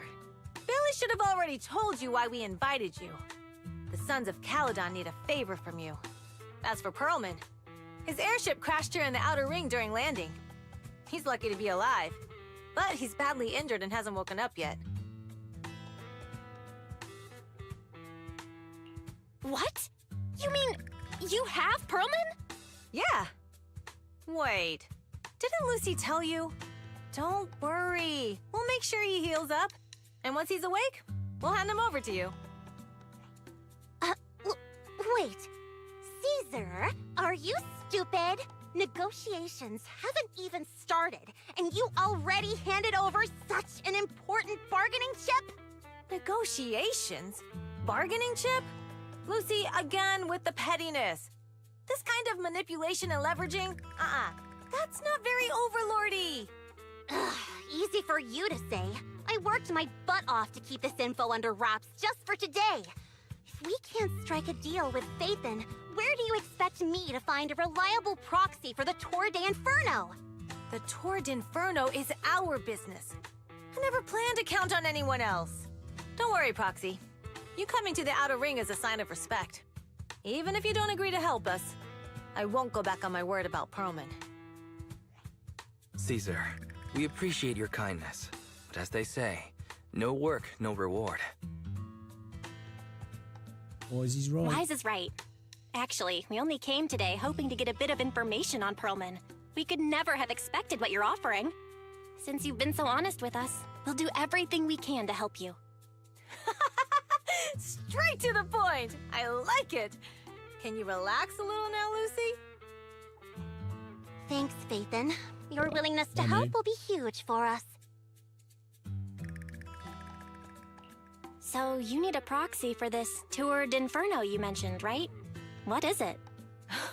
The Tour d'Inferno is the biggest event in the old oil field. Only the strongest squads of bikers can compete. I'll read it as Tour d'Inferno. To find out who's the best. Caesar, there's no way they'll get it when you put it like that. Let me explain. Simply put, the Tour d'Inferno is an off-road motorbike race that crosses through a hollow. Only 2 teams compete, and the rules are simple. The first team to cross the hollow, reach the finish point at Cinderglow Lake, and throw a spark stone into the lake, wins. What's the purpose of such a dangerous race? The purpose of the Tour d'Inferno is to regularly ensure the safety of our oil resources. After all, oil is the lifeblood of the old oil field.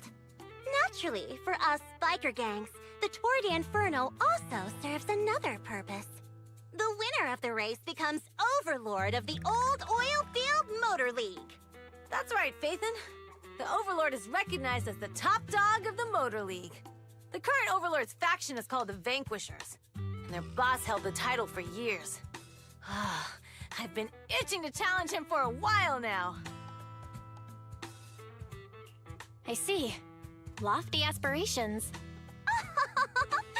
Oh, Caesar, if all you think about is shallow stuff like that, it won't be long before the Sons of Caledon are mine. People are gunning for the Overlord spot for more than just becoming the top dog. We're not some school kids hooked on fighting manga. The future of the oil industry in the old oil field relies on the support of the Motor League, in every sense of the word. And as the leader of the Motor League, the Overlord is in charge of assigning transport routes. That means they hold real, tangible power. For the past 6 months, the Vanquishers have only given us the worst routes. They're definitely messing with us behind our backs. But when I went to confront them, that smug second-in-command Lucius just said, I like Lucy. The Overlord isn't in the old oil field right now, and the routes are decided at random. Speaking of the Overlord, he hasn't been seen for half a year. Who knows what he's been doing? But Lucy, what are you afraid of? Even if the routes aren't great, with our skills, it's nothing we can't handle. Besides, you're just mad because there's nowhere to buy makeup and snacks on these routes. Shut up, Caesar! Didn't we agree you wouldn't criticize me in front of guests? What? You call that criticism? It's the truth. And you're the one who's always calling me an idiot. You think I don't have any self-respect? You ruin one's plans each time you open your mouth and expect me to praise you? Yeah. Lady Lucy Montefiore, I ruined your plans. Are you forgetting who's the one who was so excited about meeting the legendary proxies that she couldn't sleep all night? Enough, Caesar! I challenge you to a duel! Today's the day for the Sons of Caledon to change hands! Bring it on! Then we'll see who's scared. Lighter! Come here and be the judge! They're gonna start throwing hands. Are they gonna be okay? Well, it's fine, Proxy. Don't worry. This is a 2 or 3 times a day kind of thing. Yeah, it's no big deal. Just don't get roped into being the referee, or you might end up on the wrong side of both of them. Anyway, Proxies, it's great to have your help with the Tour Bernice is a d'Inferno. dog-looking character that you guys can't see behind her, but she's dog. Hey, what's up, Sutta? It's getting late, Proxy. Why don't we camp out here tonight? The gas station here is closed, but it's totally safe here, as it's not far from town. It's about Perlman. Oh, you mean that fugitive, right? Just like Caesar said, his airship crashed in the outer ring, and we found him.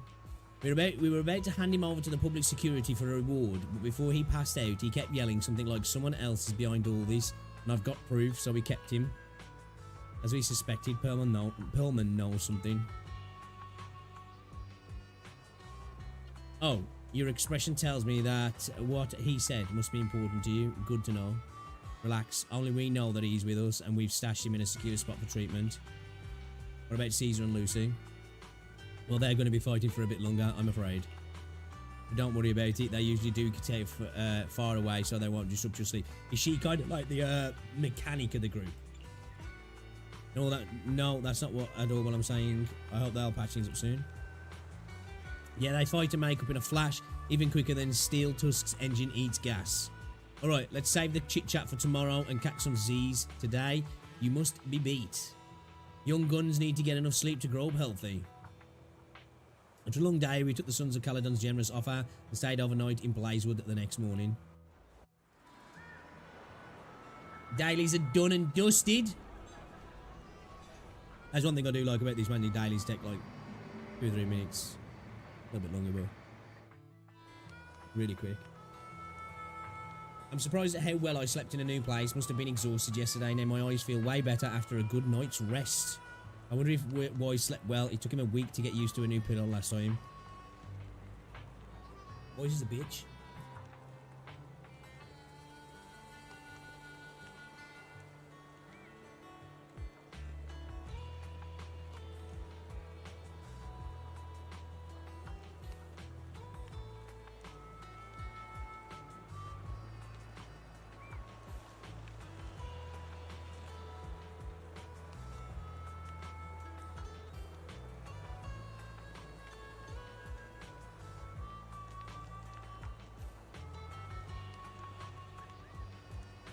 Beat the brakes off the light crushers.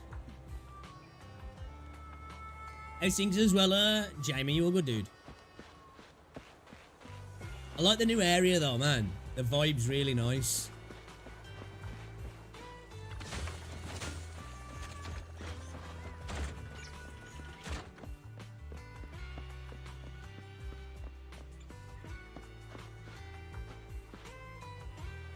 Is this diner closing down? Looks like not already. They got a truck bar. Okay, that's kind of cool. That's pretty sick.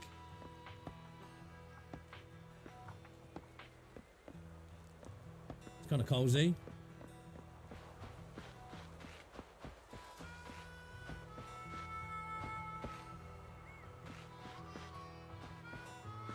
I don't know why. I think it's in music. I'm getting like Wild Arms vibes.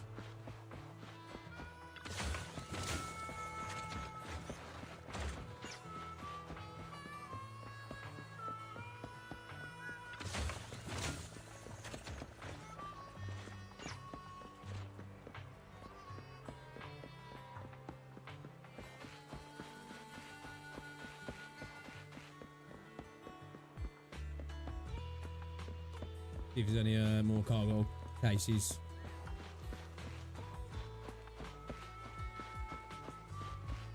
And send out some packages off someone.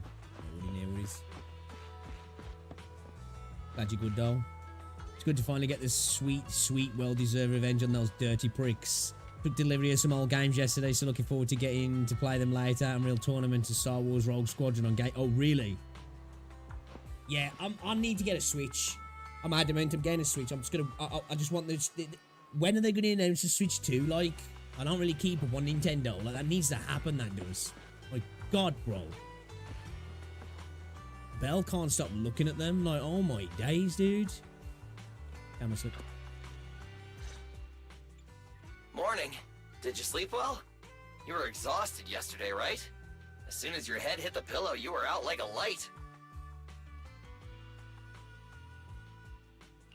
Billy, where's Wise? I haven't seen him. Oh, I just took him back to your store.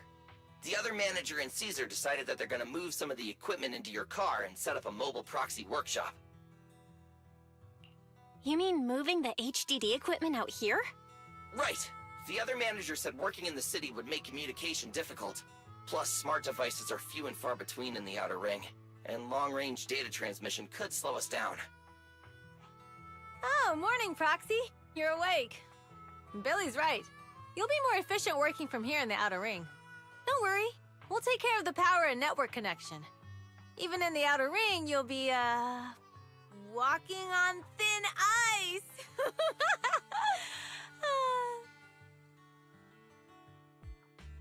You sound like a fish in water. She probably meant we'll take to it like a fish to water.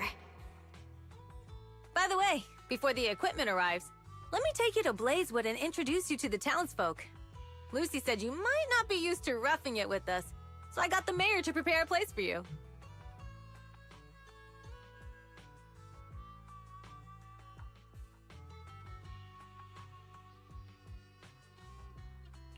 Oh, you shouldn't have.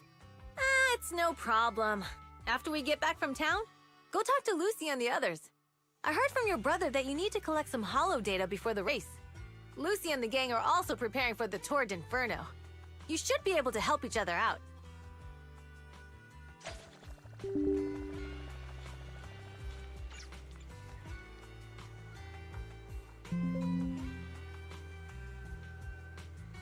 Off.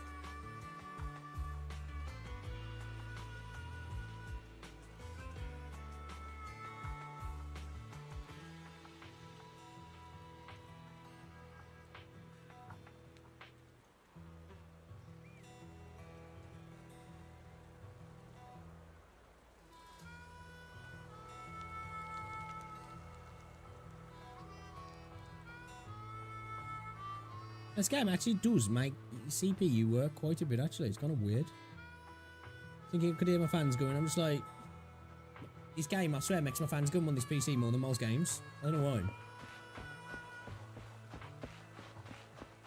Greet the mayor with Caesar. Alright, let's go.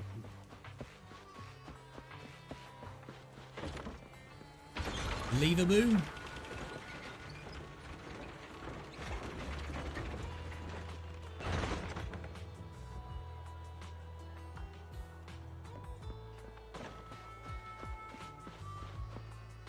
Damn, bro.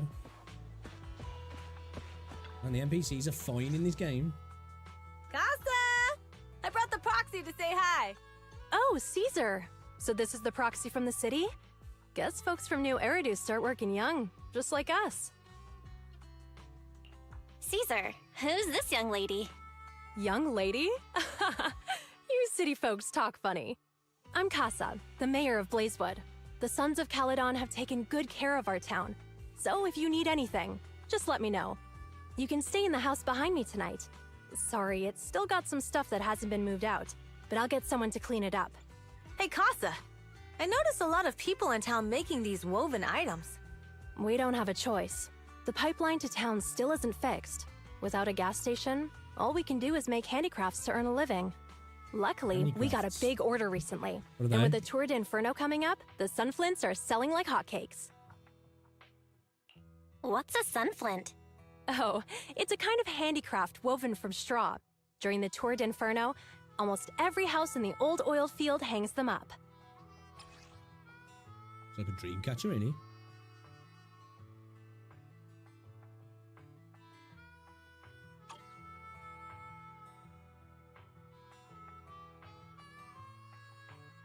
This pattern looks like an upside-down person.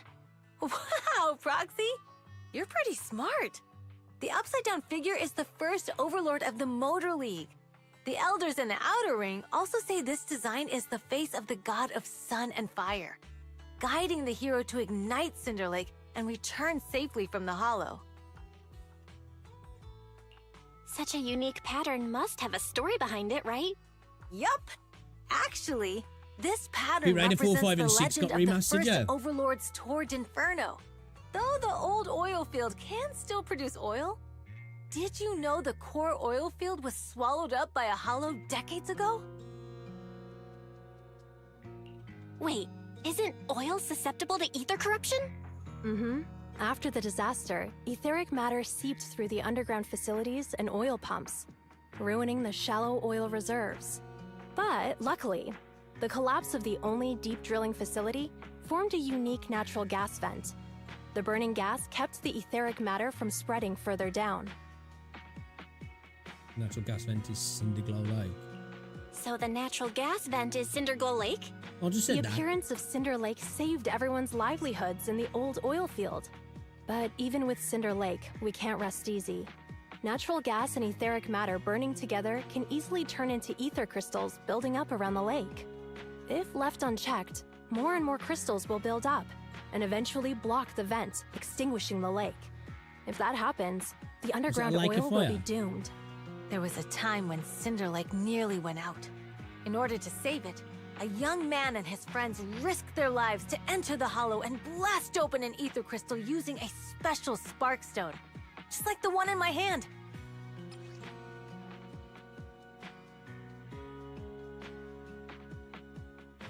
But the hollow was treacherous, and they didn't even have a carrot with them. By the time they reached Cinder Lake, it was almost completely covered with crystals. Out of desperation, I want to see this lake. The young man rode his bike into the only spot that was still burning in Cinder Lake and managed to ignite it. So in memory of his sacrifice. So, everyone makes sunflints in memory of his sacrifice. Oh, Proxy.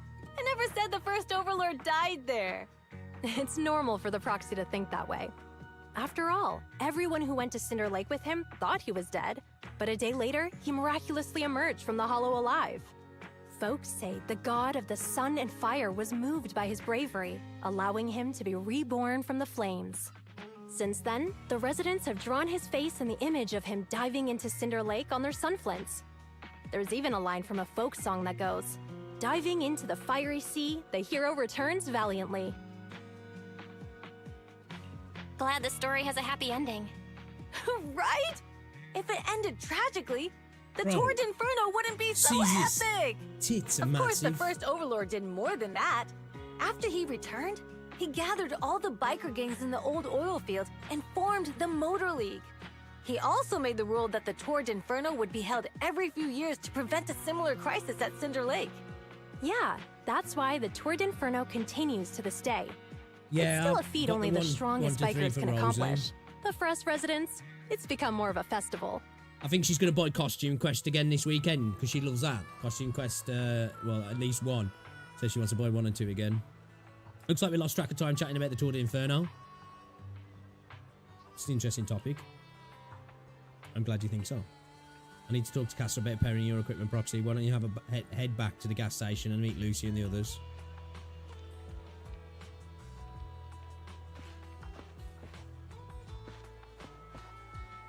Oh, look at the bike. That bike. That wheel on that bike's really nice. I like that wheel. It's nice.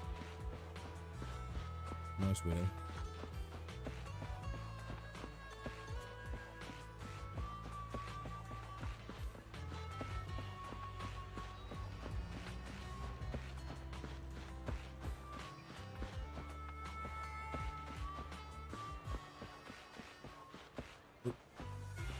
Sage in a barrel. Don't look so surprised. Trash cans are a necessity everywhere. Didn't expect to bump into you again. I am everywhere, whatever the world will become. It terrifies me to imagine that. You know what I want from you, right? Exactly. Only where reduced scraps the outer ring uncovers. I'm talking treasures hiding in plain sight. Those rare commemorative coins, you're a pro at searching for them, right? Hand them over and I'll grant what you want in return. Okay. I really like trash cans, don't they, Hoyo? Weird thing going on.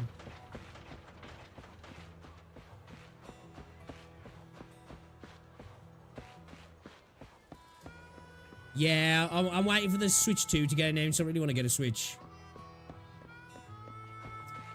Something that can play portable. Some of the main roads can play upstairs as well. Like, you know, just some what's that, couch co-op. On the bed co-op.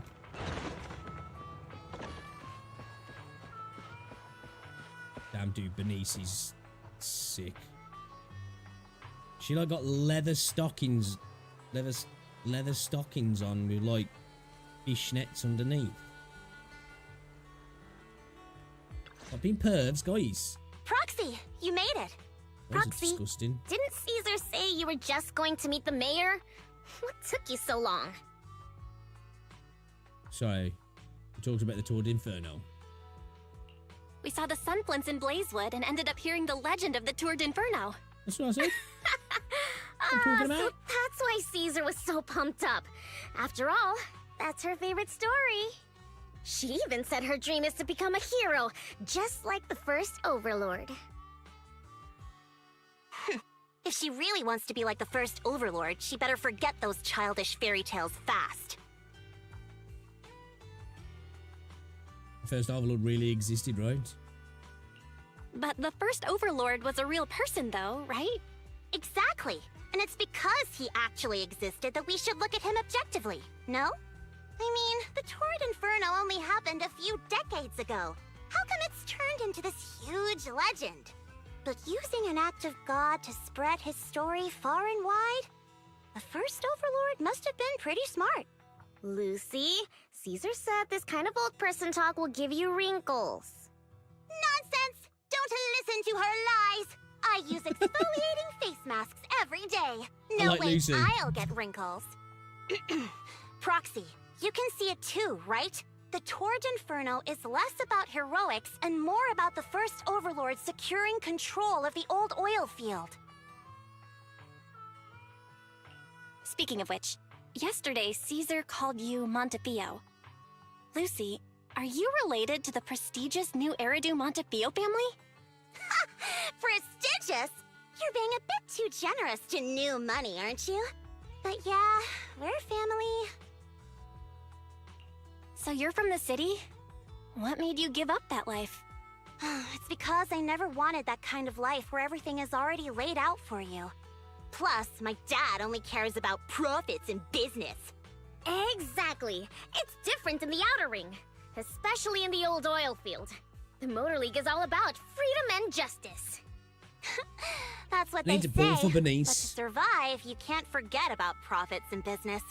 Take the Sons of Caledon, for example.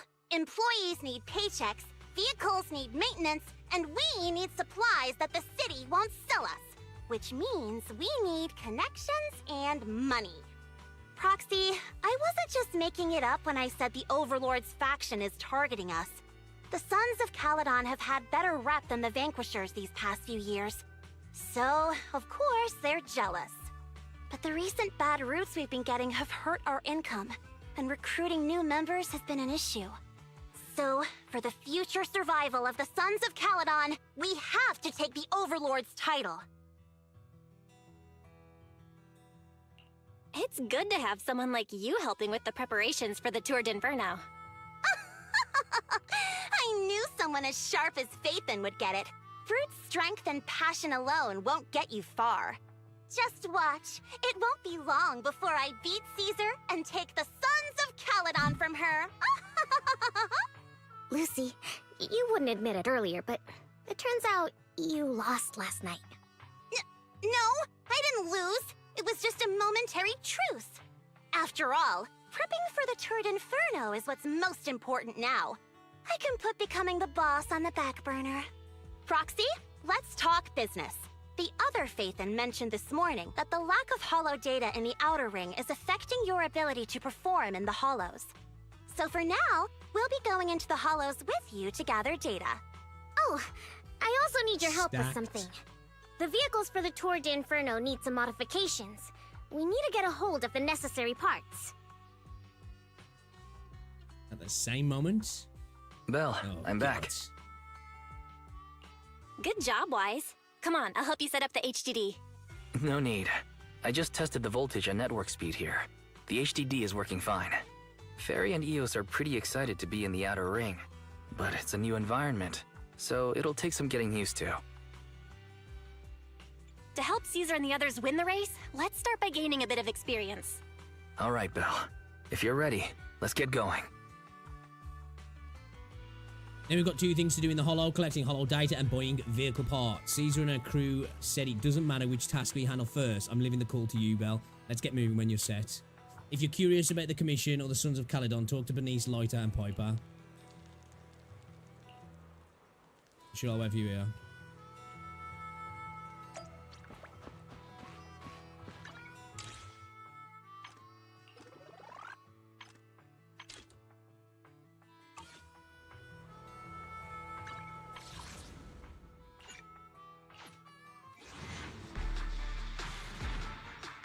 I do want to get Burnice now. Wouldn't mind. Wouldn't mind.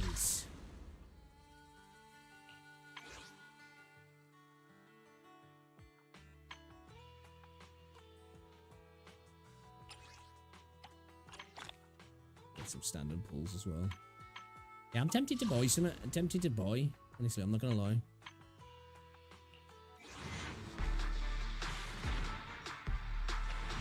I think I'll get a selector, don't I, soon? I'm suddenly on the urge to motorboat something. Selectable agents. What? Well, another 100 odd pulls. I had to go with, man. Do I have to go with him to hop onto my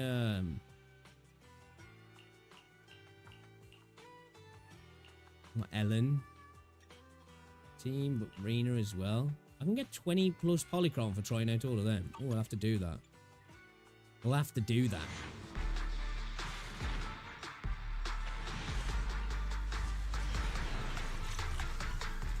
Trash.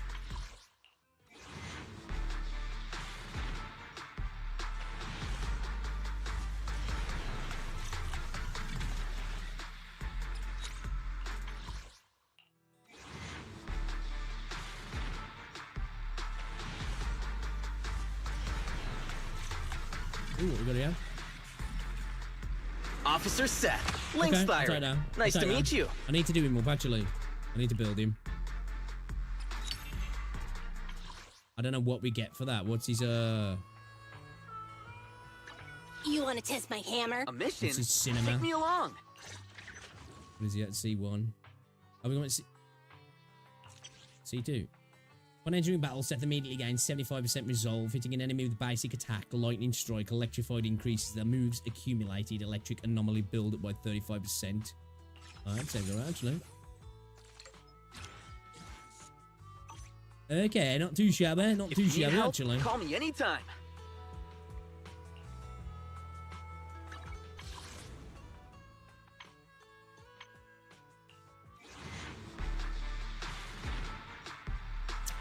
Yeah, true. But he's actually kind of a decent character. Yeah, defo.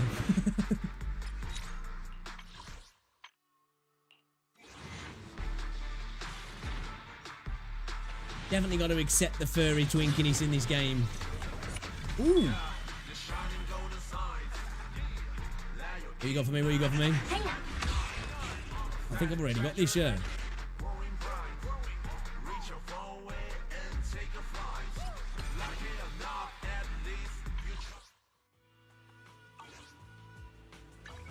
Don't look down on me. Don't look down on me. You want to test my hammer? How do I look at my bangs? Oh, mail. Oh, Denny's. Denny's.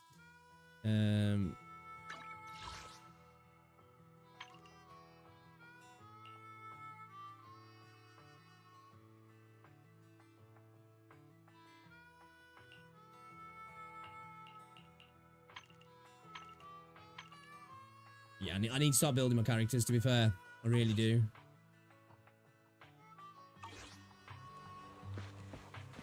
Chat, I really am gonna have to call it, though. I've got to go get Rosie from work. I do plan to try and get on again this evening because Aether Gaze has got the PC client out now. So I might give that a whirl. Do some more of this as well. I need to spend my energy for today also. And I want to continue on with the story because we're in a new area now. It's looking cool. But yeah, I plan to get back on this evening anyway. That's the plan. That's the plan. But yeah, I'm gonna go get Rosie, have something to eat, and then jump back on. All right, boys. And if I don't see you later, I will see you in tomorrow. I'm not too sure what we're playing tomorrow, to be fair. Depending on how if we play Aether Gaze tonight. If we don't, maybe we'll play that tomorrow. And yeah, we're going to be continuing on with these. We've got Wuthering Waves as well to do.